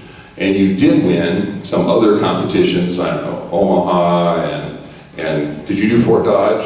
No, Omaha, okay, help me. Minnesota. Yeah, Minnesota twice, okay. So he has besides his teaching bio, he has a really good performance bio. Nat Hawkins, you want to stand up? Nat is of the Ensemble, our most recent grad, and the youngest. And he represents another profession, in music, and that is he's a member of the U.S. Marine Corps and is in a band stationed in San Diego. And there are a lot of things I remember about Nat, as a student and when he was playing, and if you had a chance to watch him when he was either over here or over here playing Taiko, you can't hold him down. he can't play without moving. So passionate, so enthusiastic. And his connection, I think, to this is that Jeff wrote another piece, a trio, a Taiko trio, I think for my 60th birthday. Right. Anyway, we performed that when Nat was in school, and he got to play on that and just loved it. He loves that kind of writing, that kind of music, and so he's also a part of this ensemble. So you'll meet them in just a second. All right, so here it comes. Jane asked Jeff to write this piece, and there aren't many greater gifts than something like that because it comes from the heart, from the soul, it comes from inside. For all that Jane has done, not just for this event, not just for IDOC, not just for everything that we do here, but all she's done for me, for her family, for all the others that she's done. The performance is dedicated to you, honey.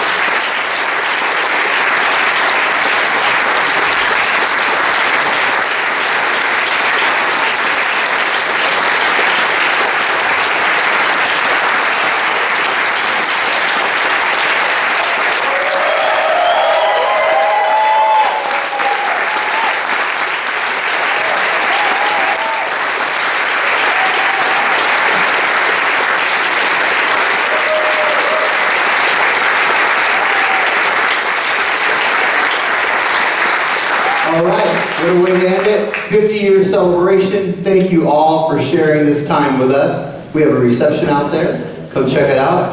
And Ryan, let's make it 75-year, not 100-year next time, okay? All right.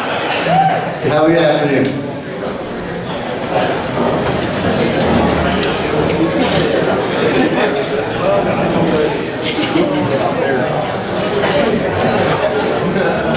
They're encouraging you to go out to the lobby in a quick manner so that you can get some food.